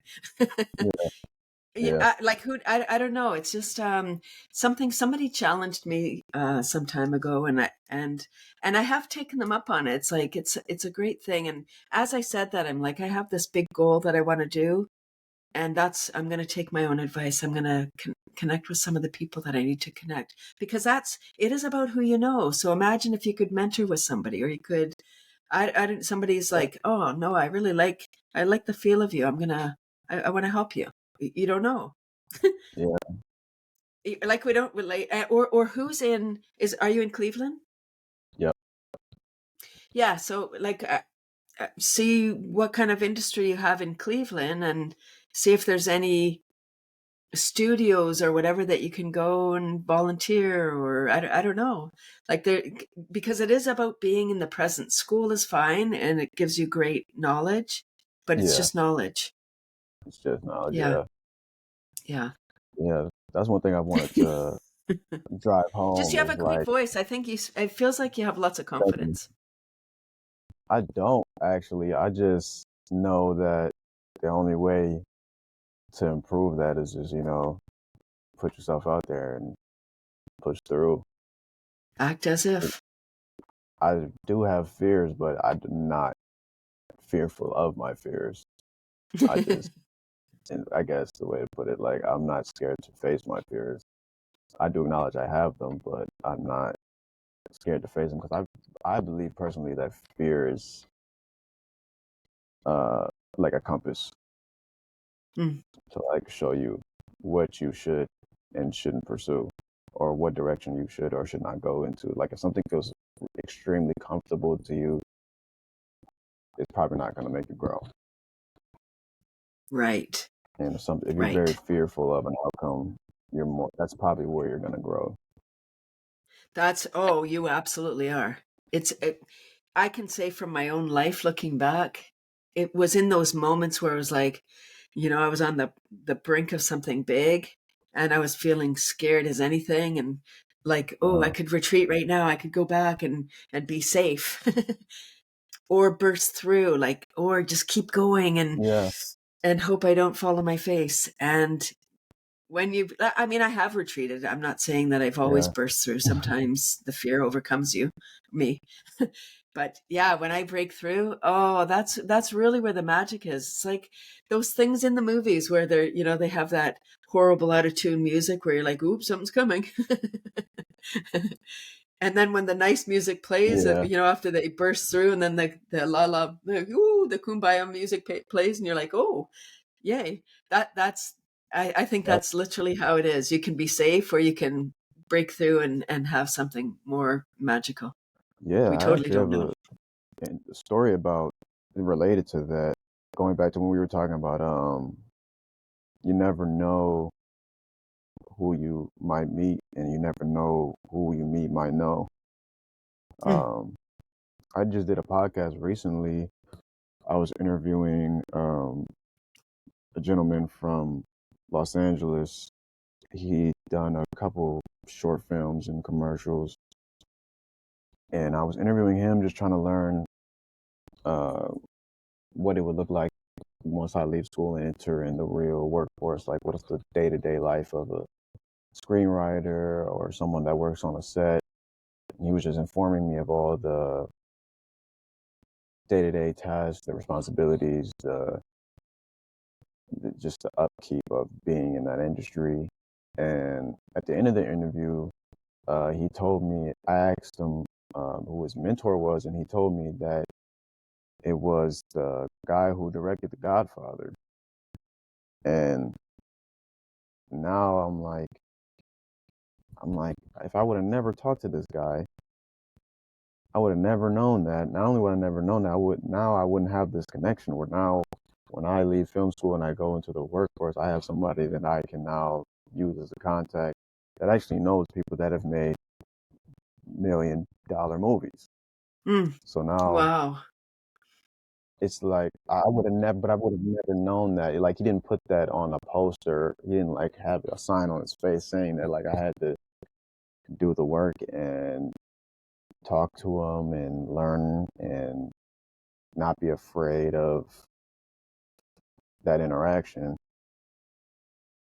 And I just try to take that principle and, repeat it because it's worked out in more than one occasion. So I figure why not keep meeting new people, keep letting people give people a platform to not only explain their story and their journey, but to share it with other people. Because when I first started this podcast, I kind of did it for selfish reasons. I didn't really want to do it for media purposes. I kind of just wanted to do it to as like a conscious expanding uh why I started the podcast. Uh yeah, I just started it for selfish reasons. Kind of I just wanted to grow my consciousness. And then as I got into it, I started realizing like they have such interesting lives and interesting stories, and I wanted to share it. So I just started uploading them, and now we're here. Yeah, I think it's so beautiful to take action. Like if there's someone that Yeah. you think, oh, if I could just meet that person, like that's one of the activities. I do all this, personal growth stuff. Hmm. Like I'm not just counting it. That's why I'm the person I am today. Right? It builds on top. Um, Yeah. but many times people have said, like, write a list of the top 10 people that if you met them, your life would change. Yeah. And it doesn't matter who they are. Like, it's like, you know, Oprah or whoever. It's like, oh, sure, as if. But we don't know. We don't know who knows who. All those things. And the closer you get, I say yes to things. And, oh, I don't know when it was. I think it was before 2012. One of my worm customers, and I have no idea. This is so random. I don't know how people know stuff or why she got in touch, but she sent me an email and said, I know you love to drive. I do, but but I didn't know she knew. I Right. love driving. It's kind of one of my, I guess, guilty pleasures with fossil fuels and stuff. But Yeah. um, Same. she said there's this conference called Idea City, Mm. run by Moses Neimer. It's like TED Talks, but it's Idea City. It took place in Toronto, and it was 3-day event, 50 speakers. Um, yeah, like extravagant, $4,000 to attend, for the elite. So this was an elite event. And she Yeah. said they're looking for volunteers. They're looking for drivers to pick up the speakers at the airport. So I was like, oh, like I love Yeah. driving. I don't know how she knew that. So I was like, oh my God, I'm in. So I get in touch with them. I was a driver. And it was such a cool experience. So you had to commit for a whole week. And not everybody can do that. They're at like, oh, I could do a day here, I could do a few hours. It's like, no, you got to commit for the whole week. So I Right. committed to the whole, right? Remember, I chose media as my marketing strategy. Now I'm 1 degree away from the top media guy in Canada, Moses Neimer. Wow. Yeah. Wow. Right? Like, say yes to opportunities. So I was a driver. This was one of the coolest volunteer gigs I've ever had. So I would go to the airport, and I love driving. So I got a fancy car to drive. You don't send, like a whatever, a Hyundai or whatever, you like, it's the fancy car. So I think I was driving a Beamer or something. So I'm driving this fancy car, which I don't have normally. So this was nice. Picking up these Sweet. speakers, and it blew my mind. So Idea City, like TED Talks, short 15-minute talks. How do people condense their life's work into something 15 minutes that's compelling enough and lay Yeah. language that anybody can understand? Like, that part was like, wow, I just want to spend time with these people. And there was some kind of, I'm going to say, like, wacko ideas at the time. Yeah. Like, now they become mainstream as we hear them more. But one guy was talking about creating robots so people could have sex with robots, and I was like, ick. Like, Yeah. sorry, but ew. Like, Yeah. ack. But when I heard his story, it made a lot of sense. It changed my mind, right? When you hear something that is just like, and when you come to it open, right? Like, of course I was thinking, Mhm. ew, but then I was like, okay, let me be open. And I heard the Right. story of, like, there's a lot of people who are lonely. There's a lot of people who don't have, like, maybe they have scars, or maybe they don't have the confidence. Maybe all these things that happen to them, that wherever they are in their life, they're not able to talk to the opposite sex. Hmm. So they're never able to have anybody. They're never going to find a companion because they don't have, they're disfigured or whatever it is. So I was like, wow, everybody deserves somebody if they want somebody. And it changed my mind. So that gig was so cool. 50 speakers. And, famous people speakers, nobody is different. The day driving, so I would go and pick them up from the airport, all was well. So I'm one-on-one with them. Great. They also had me driving them from the hotel to the venue. And it wasn't just one speaker. No, I was like an Uber driver, had the three of them or whatever in there. They had a car full. They're all experts in their own realm. So first thing in the morning, maybe they're thinking, what am I going to say? All that stuff. Nobody's talking, right? Because nobody knows anybody. They're no different than anybody. They're people. And Hmm. so there I am driving. Then I would pipe up like, I'm chatty Cathy. I don't really like silence. So I'm like, hey, I would just drop, hey, I'm a worm farmer. Right. Hmm. Oh, now we're talking, right? Now it's like, oh, what's Right. that? And then I get to talk about my story. How cool is that? Now all those speakers from around the world, now they know what I do. Now they've heard of what I Yeah. do. And I was able to give them my little bookworm bookmark, because even though they said you couldn't, like, they're like, oh, you're not allowed to hand out your business card or talk to the people when you're working, like when you have your volunteer shirt on, because they're the fancy people. It's like, and people are rule followers. I'm a bit of a rebel in that way, that I like, kind of, don't tell me what to do, but I'm not necessarily a lawbreaker, but like, come on, Right. come on, be reasonable. one of Yeah. the one of the people asked me, I'm talking to them, da da da, whatever, and they said, oh, do you have a card? Yes. And then one of the other volunteers was like, you're not allowed to give out your card, you're gonna get blah, blah, blah. I'm like, what, are they gonna fire me? I'm not even Yeah. being Right. paid, like, what? He asked me, what am I gonna say? No, I'm not allowed. Like, Yeah. we need to use, right, it's the critical thinking as well. So there's rules, and Yeah. then the rules are there, like, as a guideline. They're not necessarily carved in stone, unless they are. Right. Right, but they're a guideline. So use your critical mind, like, if you have an opportunity for something, like take it. Yeah. Yeah. So I said, the top guy in media, right? Moses Neimer. How valuable might that be for you to have a conversation with somebody like Moses? He started a thing called Speakers Corner in Toronto. Gosh, when maybe in the 70s or 80s. And he set Wow. up a video booth on the corner, like in a main street in Toronto. And then it ended up traveling around. Now it's a roving thing, but it would be a video booth. You pay, I think it was a quarter. You paid a quarter. You could go in and record your thing, your rant. And so that became like virtual reality, or not virtual reality, reality TV.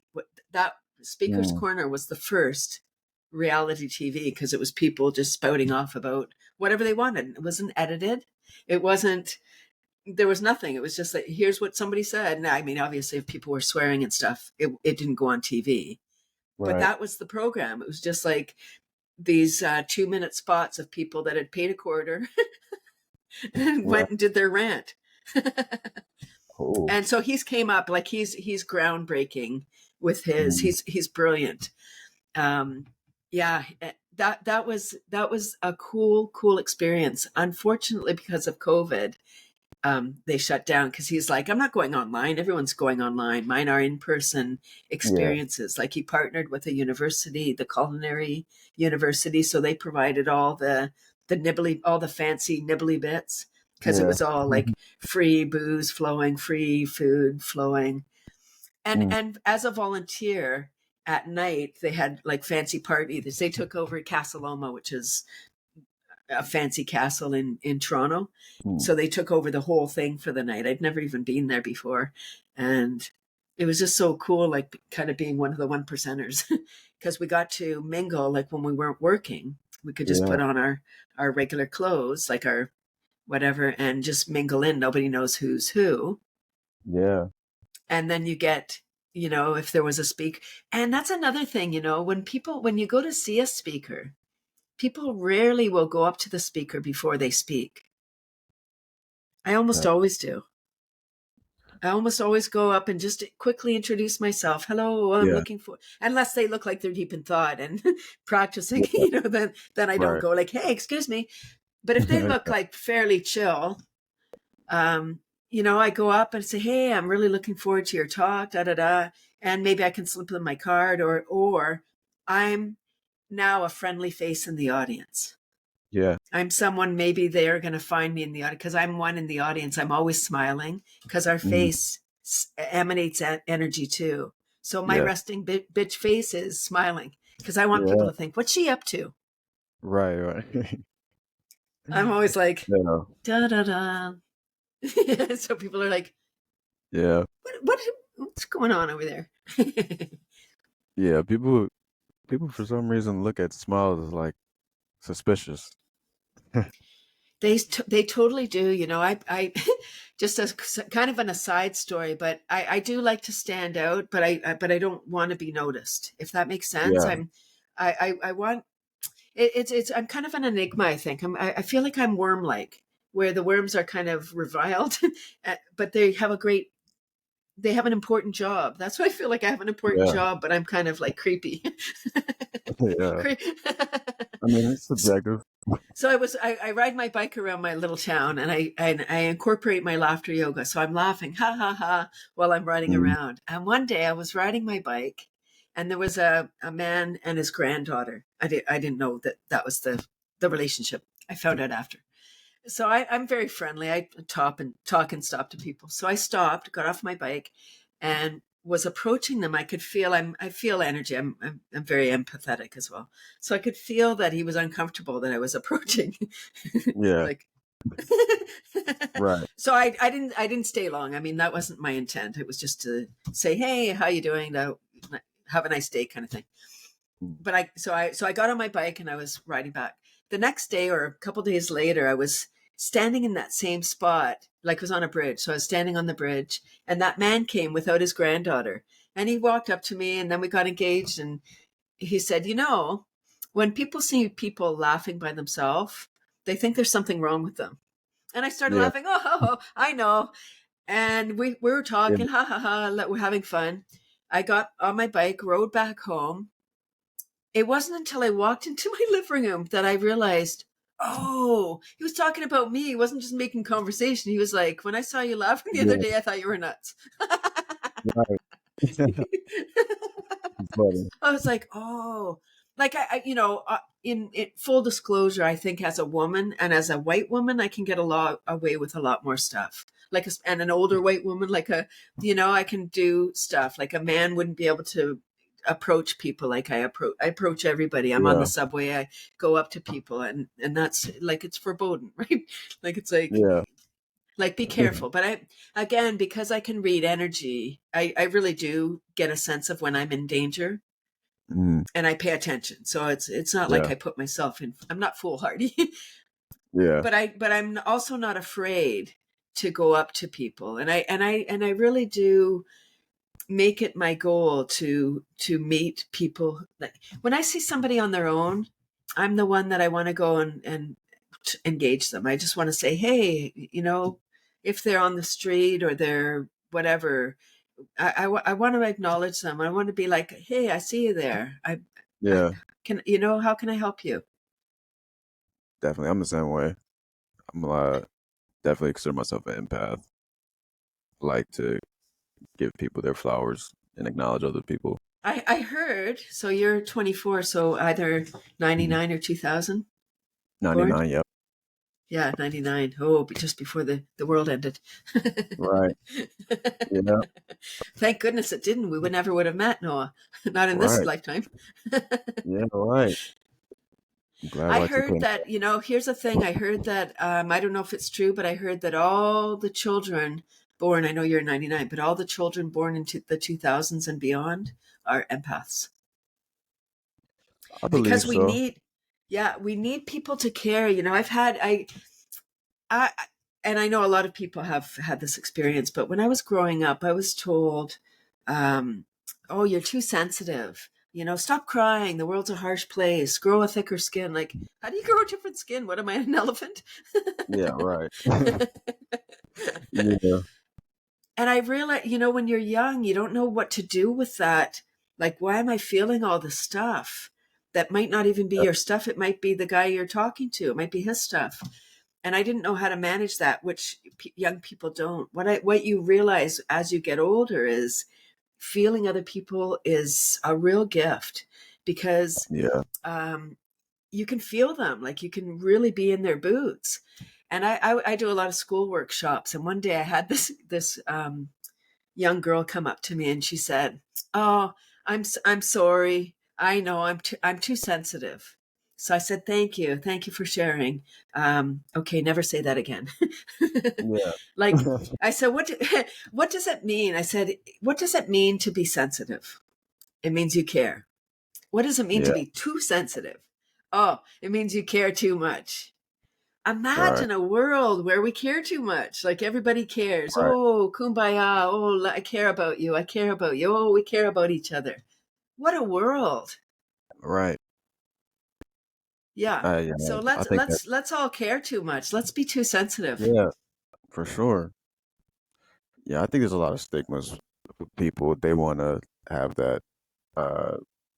They want to have that tough persona, or they want to have that shield or armor around them because they probably been hurt before, so they put up this armor so they don't want to be hurt again. But I think a lesson I learned in church, which I think anybody could take with them, whether you're religious or not, is that I think nobody has enemies of flesh. I think um no matter if somebody doesn't have the same political view as you, somebody has a different skin color, creed, religion, sexual orientation, no matter how much you consider yourself different from somebody, nobody is an enemy of your enemy is not that of flesh, because we're all just conduits of energy.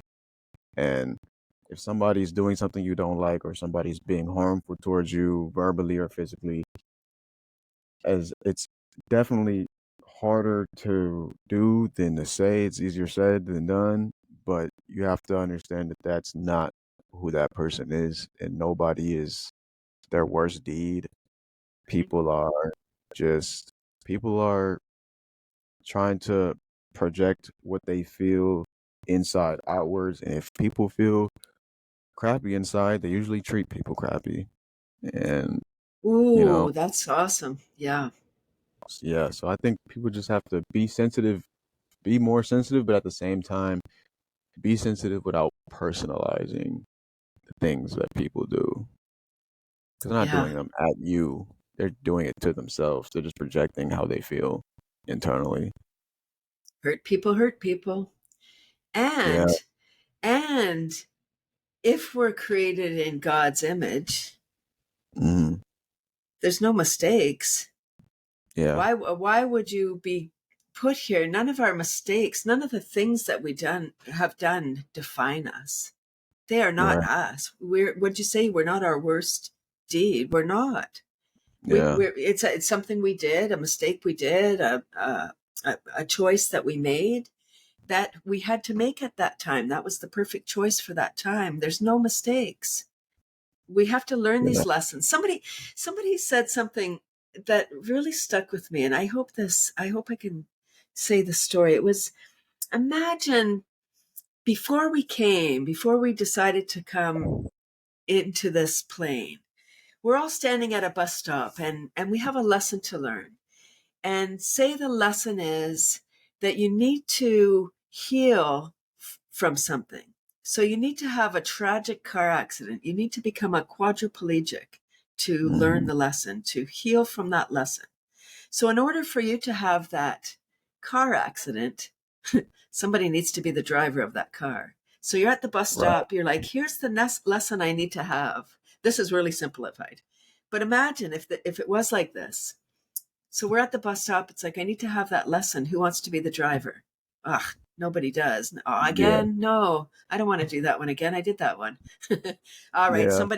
Somebody says, all right, okay, because you need to have that lesson. I'll be the driver this time, but next time you owe me. Right. Yeah. So then you come down, da da da, you find each other, whatever, and you do your contract, your soul contract. Mhm. And right, like nobody would come here and go, that's what I'm going to do. But if that was Right. what you came here to do, then that's what you got to do. You do it. Yeah.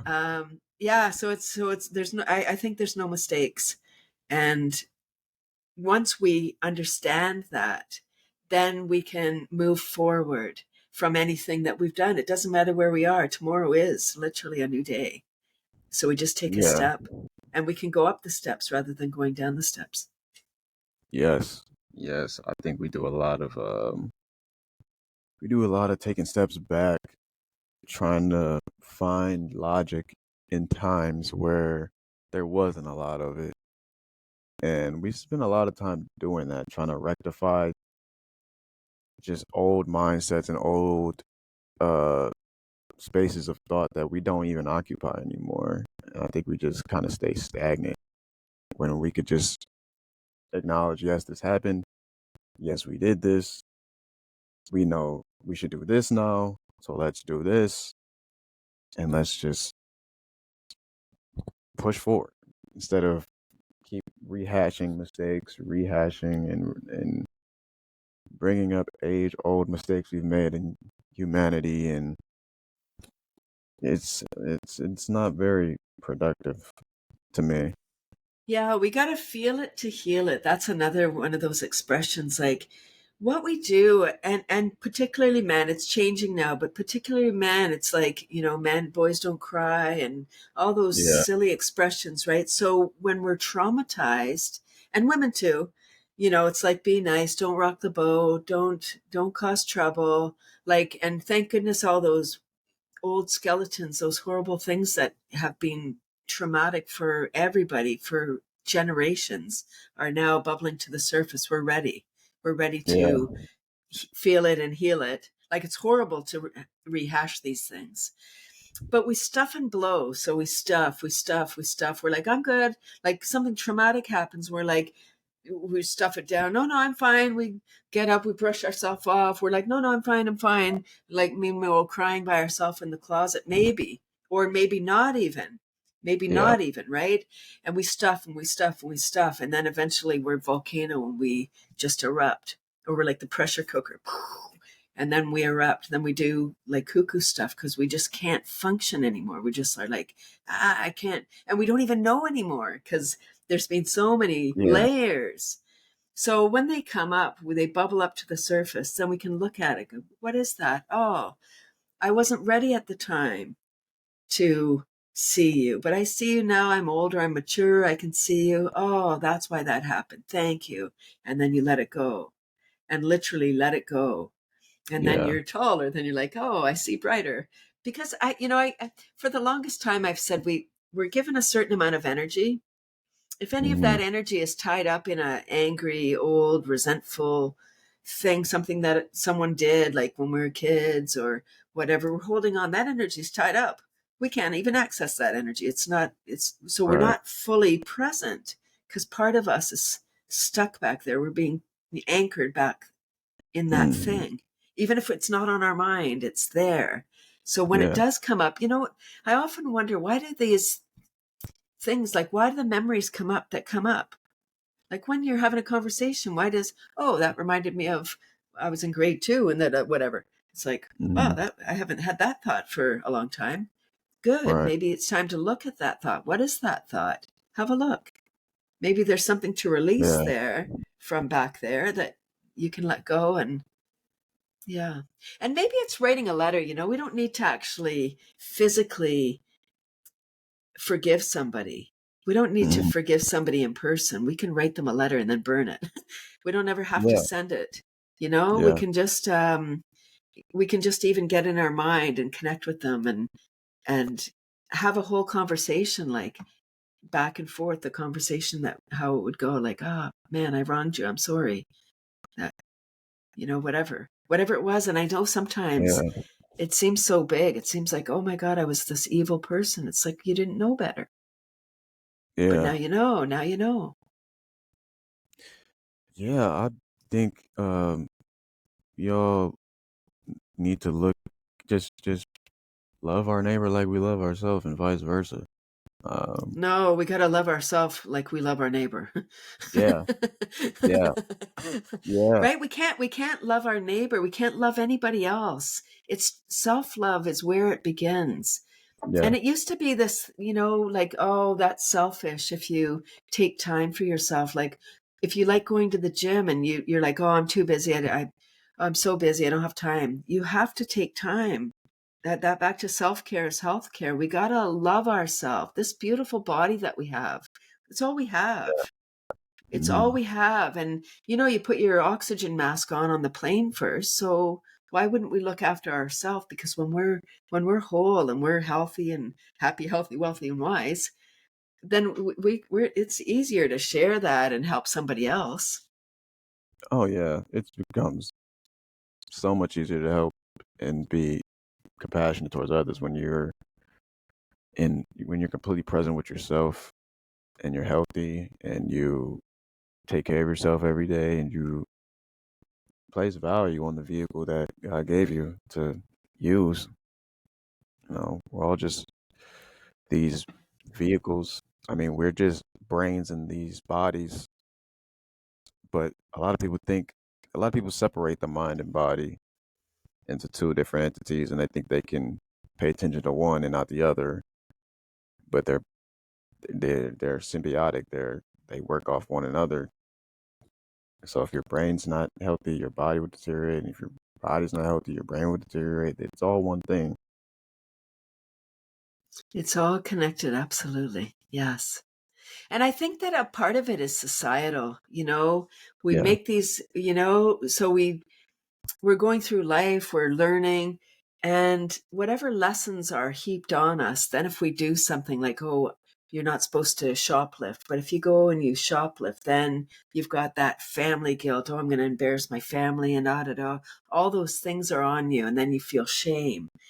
And those Yeah. are just low vibrating things, and we beat ourselves up. We're always like, and we are the worst ones. I mean, we're always beating, oh, I did that dumb thing, and whatever it is, like, but we need to move on. We need to get over that and stop rehashing the same story.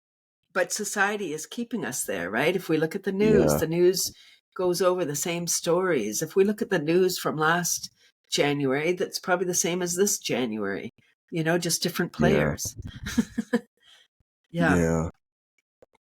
I think people, well, my generation is kind of in such a quick onto the next thing, onto the new, like their attention span is so small and that it's hard to, it's hard to keep them entertained for, you know, without, they need always something new and fresh. And usually those things that are new and fresh don't have too much substance. So I think that's another reason why we have a news cycle that's very, you know, repetitive but not substantial. They're always come. It's always got to be something that puts you in a state of fear. It's always got to be like I never turn on the news and hear that some kid found his dog that he's lost for like 2 weeks. Like I never see good feel good stories like that. You always hear, oh, what's happening in this country? What's happening in this third world country? Why is these two people at civil war? And if you watch enough of that, your subconscious will believe that that's really how the world is. And the more I interview people, the more I realize. I mean, I've interviewed people in Canada, Germany, uh, Australia, Africa, and they're all generally happy. And in America, I don't know how it is in other countries, but in America, they kind of project this mindset on us that things are going really good here and not anywhere else. Mm. So it's kind of like it kind of puts people in this xenophobic mind state where they're like, oh well, I wouldn't want to leave America because if I leave America, there's no democracy, there's no rules, there's no freedoms. If I were to leave these borders, it's just free game. Like, and it's not how the rest of the world works. But people have to connect with other people to understand that. It's the critical thinking. Yeah, It's kind of been erased, right, with this rapid, always needing something new. And it's not the fault of the generation, it's the technology. We need boundaries. We don't know what to do. yeah, This is all the Wild West. Thank goodness we have yeah, technology so I can meet you. I never would have yeah, met you, Noah, right? So yeah, there are good parts to having what we have. We have this incredible life. We're living at this amazing time in history, um, where we do have these incredible conveniences. Now we need some boundaries because it's the Wild West. yeah, Like now they're talking in schools about banning cell phones in schools because they're disruptive. They are disruptive, but they're also where we can learn all kinds of stuff. Like we can meet yeah, people, we can learn, like we have everything right at our fingertips. Now I think we need some boundaries. I know we're talking about getting out of the box, but we really do need some guidelines. So we need time away from our technology so that we can connect in the real world, not just on the screen. yeah. I think the Wild West is a perfect analogy because I mean, it's it's like when people were traversing this country trying to found America. I mean, yeah, there's opportunity to build a new powerful nation and there's all this great land and fertile soil and there's animals running around everywhere.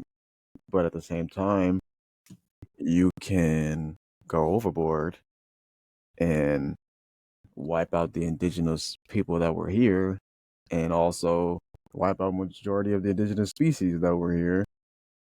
And now we don't got any buffalo anymore. Right?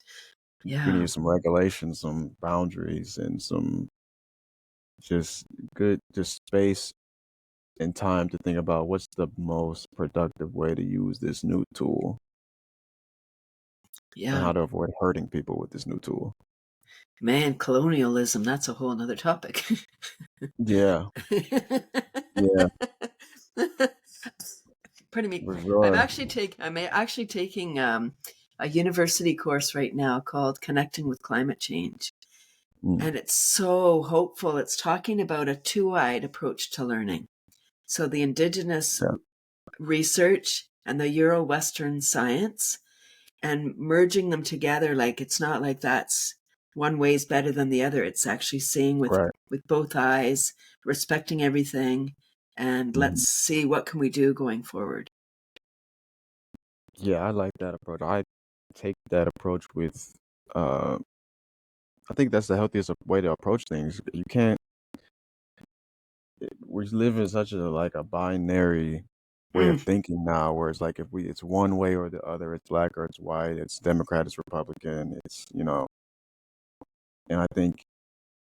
um, I think not demonizing one side just to lift up the other one is necessary. I think we can take two sides and you know find a way that they can work in cohesion because there's ways of Western medicine that have saved millions of lives, like penicillin and you know uh, anesthesia. But at the same time, there's ways of Eastern medicine that has helped people, and you can't have one without the other, and you can't demonize one just because they've made some mistakes along the way. yeah, that's it. Yeah, it's coming together. I mean, there's Yeah, all the knowledge that we need is here. definitely, I believe so. Yeah. It's just a matter of having that will to seek it out, and then once you get it, apply it. I think there's a lot of smart people, but I don't think there's a lot of people that apply their intelligence. Hmm. Yeah. Yeah, there's a lot of sheep. Yeah, There's a yeah, lot of sheep, and we do need more leaders. We really need people to step out. So if anybody's being called to step out, we need you. And I would think that it would be fairly easy as a young person to stand out today, because there are a lot of sheep, and there are a lot of people that are. I wouldn't say asleep. It's our society has pummeled people down, and we label everything, and I think labels yeah, are harmful. I very don't, much. they're a guide, but I don't think we need to label everything. And every Yeah, generation, oh, they're this or they're that, they're lazy and no, it's our society has set everything up. Oh, the parents think they're the friends. It was like before it was too harsh. Like, oh, if the baby's crying, don't go and get the baby because it's good for them. It builds character. It's like they're a baby. They need you. yeah, Why would you let them just cry there? They don't know they're crying because they're hungry or something. yeah, yeah, I don't know. I'm like, that's a very simple example. It's just, I think empathy, compassion, being open, that people are different, that people have different needs, that the solutions are all here, but we need to work together, and we need to do it fast because we're heading, like as Greta says, our house is on fire. We need to take action and not definitely. belittle. So that I find that's what happens when somebody has a powerful voice. If they're Mhm. too young, or they're on the spectrum, or they're whatever labels we want to give, then we can say those people are cuckoo. They are, what's the word, conspiracy theorists. Yeah, If we're like, oh, I don't accept that, oh, you're a conspiracy theorist, that's a nice box to put somebody in to go, yeah, that's not real. maybe right. maybe what we're hearing on the news is the conspiracy. Maybe that's what they want us to know, that that's actually the conspiracy that they're trying to make as mainstream issue. And I'm not want to put any more conspiracies out there, but you know what I mean? We Yeah, just need to be mindful. I don't think there is, in mainstream media or on social media right now, 100% truth. I think yeah, there's a kernel here, a bit there, and that's the challenge. Is today people are cherry picking their knowledge. So they're like, oh, I like that piece. Yeah, I'm putting that in my basket. Oh, and then over mhm, from the left or the right, they're just, oh, yeah, I'll buy that. And so so everyone has their own little cache of things that they believe. Yeah. True or not, we don't know. Because even when you look stuff up, how do we know if what's on there is real? Yeah. Yeah. I think the truth is more subjective than people would like to admit. Um, I think if you were to ask everyone about their beliefs and do they truly believe them, I think everybody would say yes, but they all be different. Mm, So I think the truth, it's, I believe there are certain consistencies in certain ideas that we call the truth, like the fact that we breathe in oxygen and exhale carbon dioxide. Like that's a consistent thing that we found that we could call a truth, but that could change. That's not something that's forever. I mean, that could change today. We could create a new device that now we breathe in something else and convert it to another type of a gas, and then that's the future from then on out.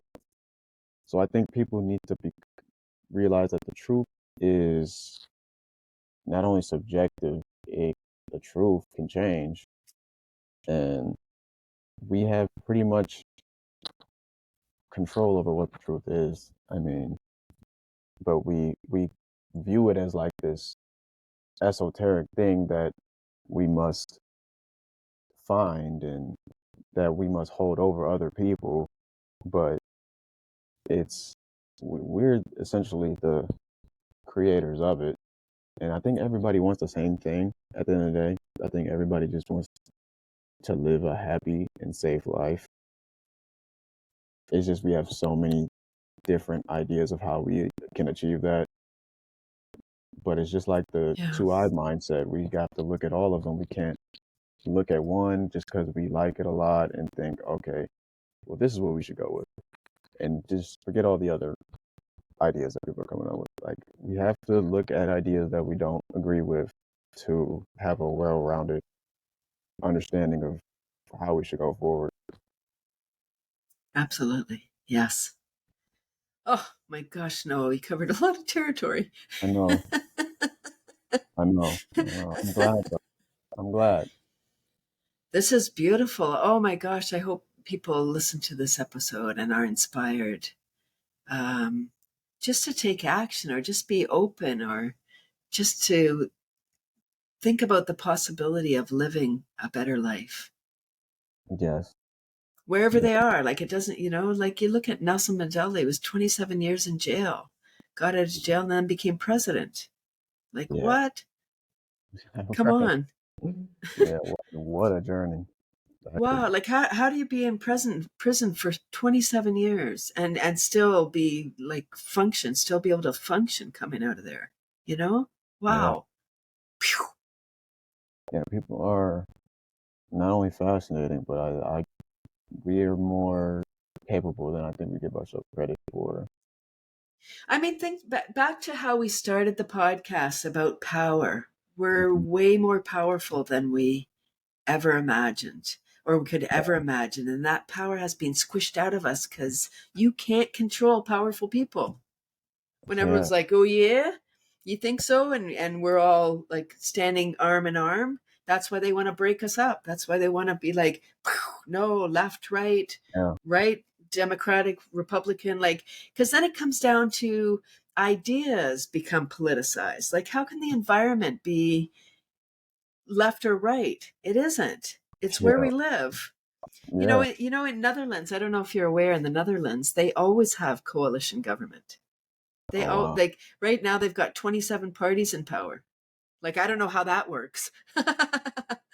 Like Wow. how do they ever because they how that works is they get voted in by whatever, I guess it's not the system that we have in Canada or the States where it's like two parties. Hmm.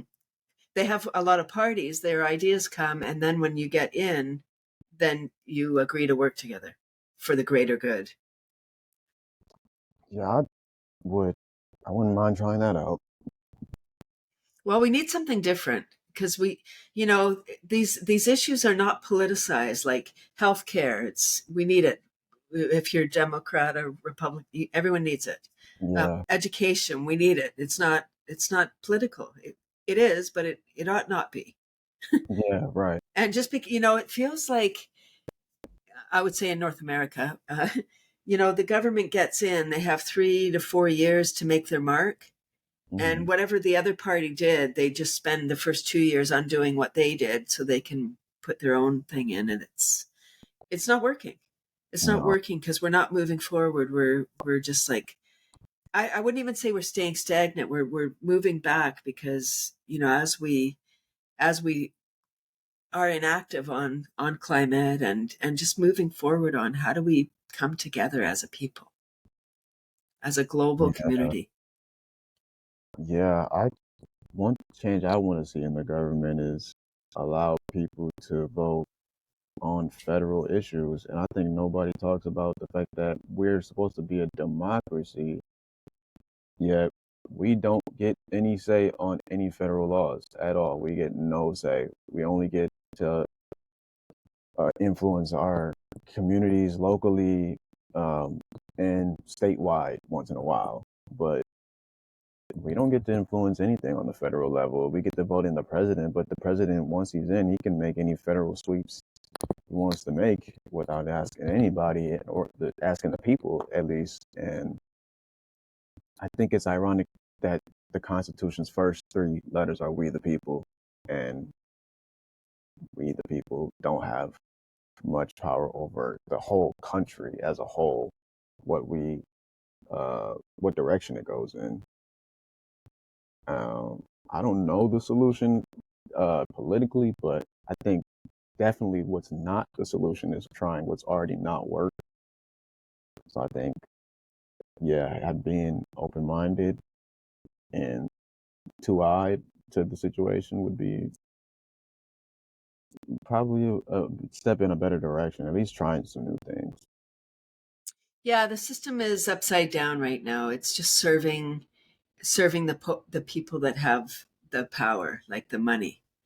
Yeah, Right now, it's serving the 1% who have the power to pay people. They have lobbyists. They have all the things in place to keep their status where it is. Yeah, I don't know what the answer is either. I ponder this a lot, thinking, how could it be better? How could we do it different, where everybody is being served? Because people don't have voices that don't have power. yeah, yep. Well, at least with the podcast, we can give each other voices and set them I up. think it's the new way. No, I think that podcasting is the next way that people are going to be able to hear opinions and connect with people that aren't necessarily mainstream media and hear different messages.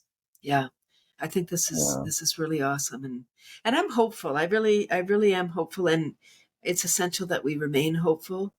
Hmm. And I don't mean just mamby-pamby, like just saying the words. I really in my heart feel hopeful and excited for the time that we're in. We have trials and there is a lot of um, dark, I was going to swear, dark stuff going on. Yeah, there is. Starts with S too. Yeah.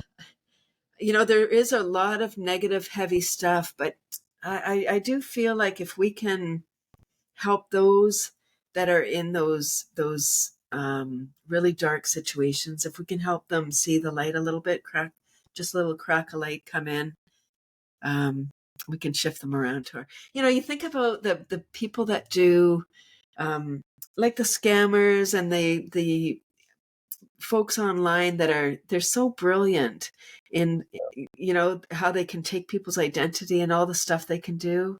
Imagine, oh my gosh, imagine if they were using their genius for good. Like they Right. would switch it in an instant, right? Because they're brilliant.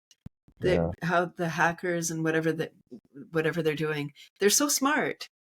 Um, just Yeah. somehow they got hurt, so they're Yeah. like, nah, they're gonna stick it to us.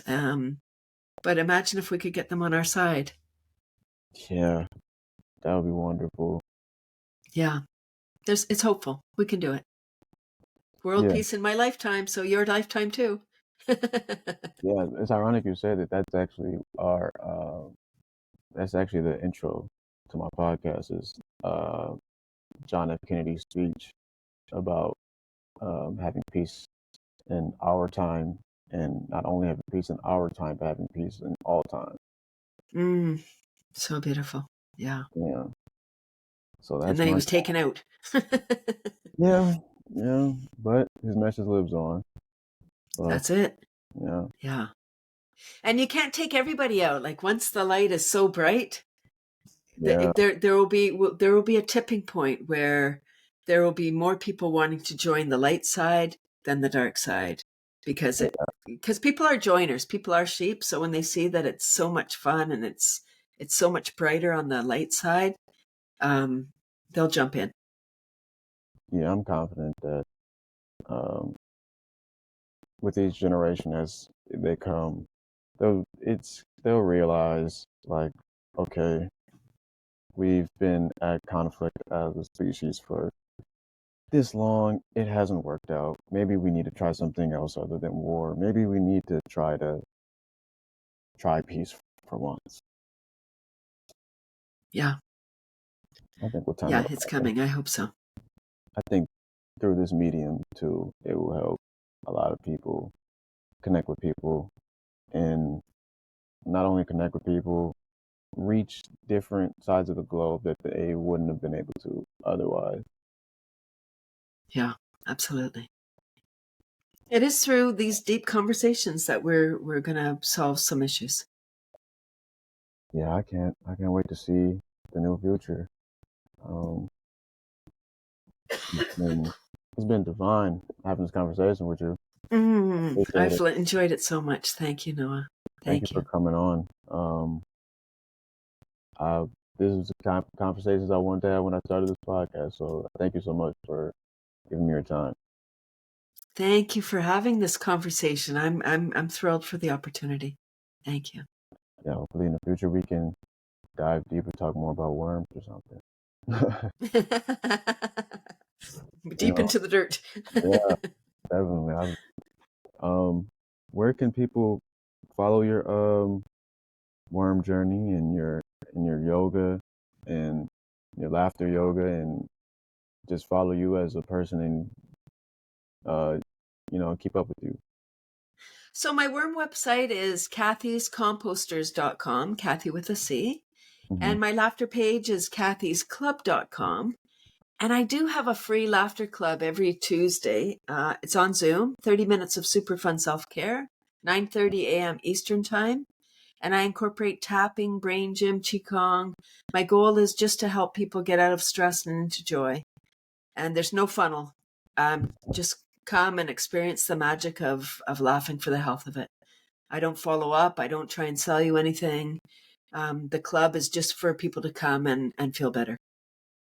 Well, that's nice. I'm gonna put all those links in the description when I post this video, and I hope people take action and try laughing for once.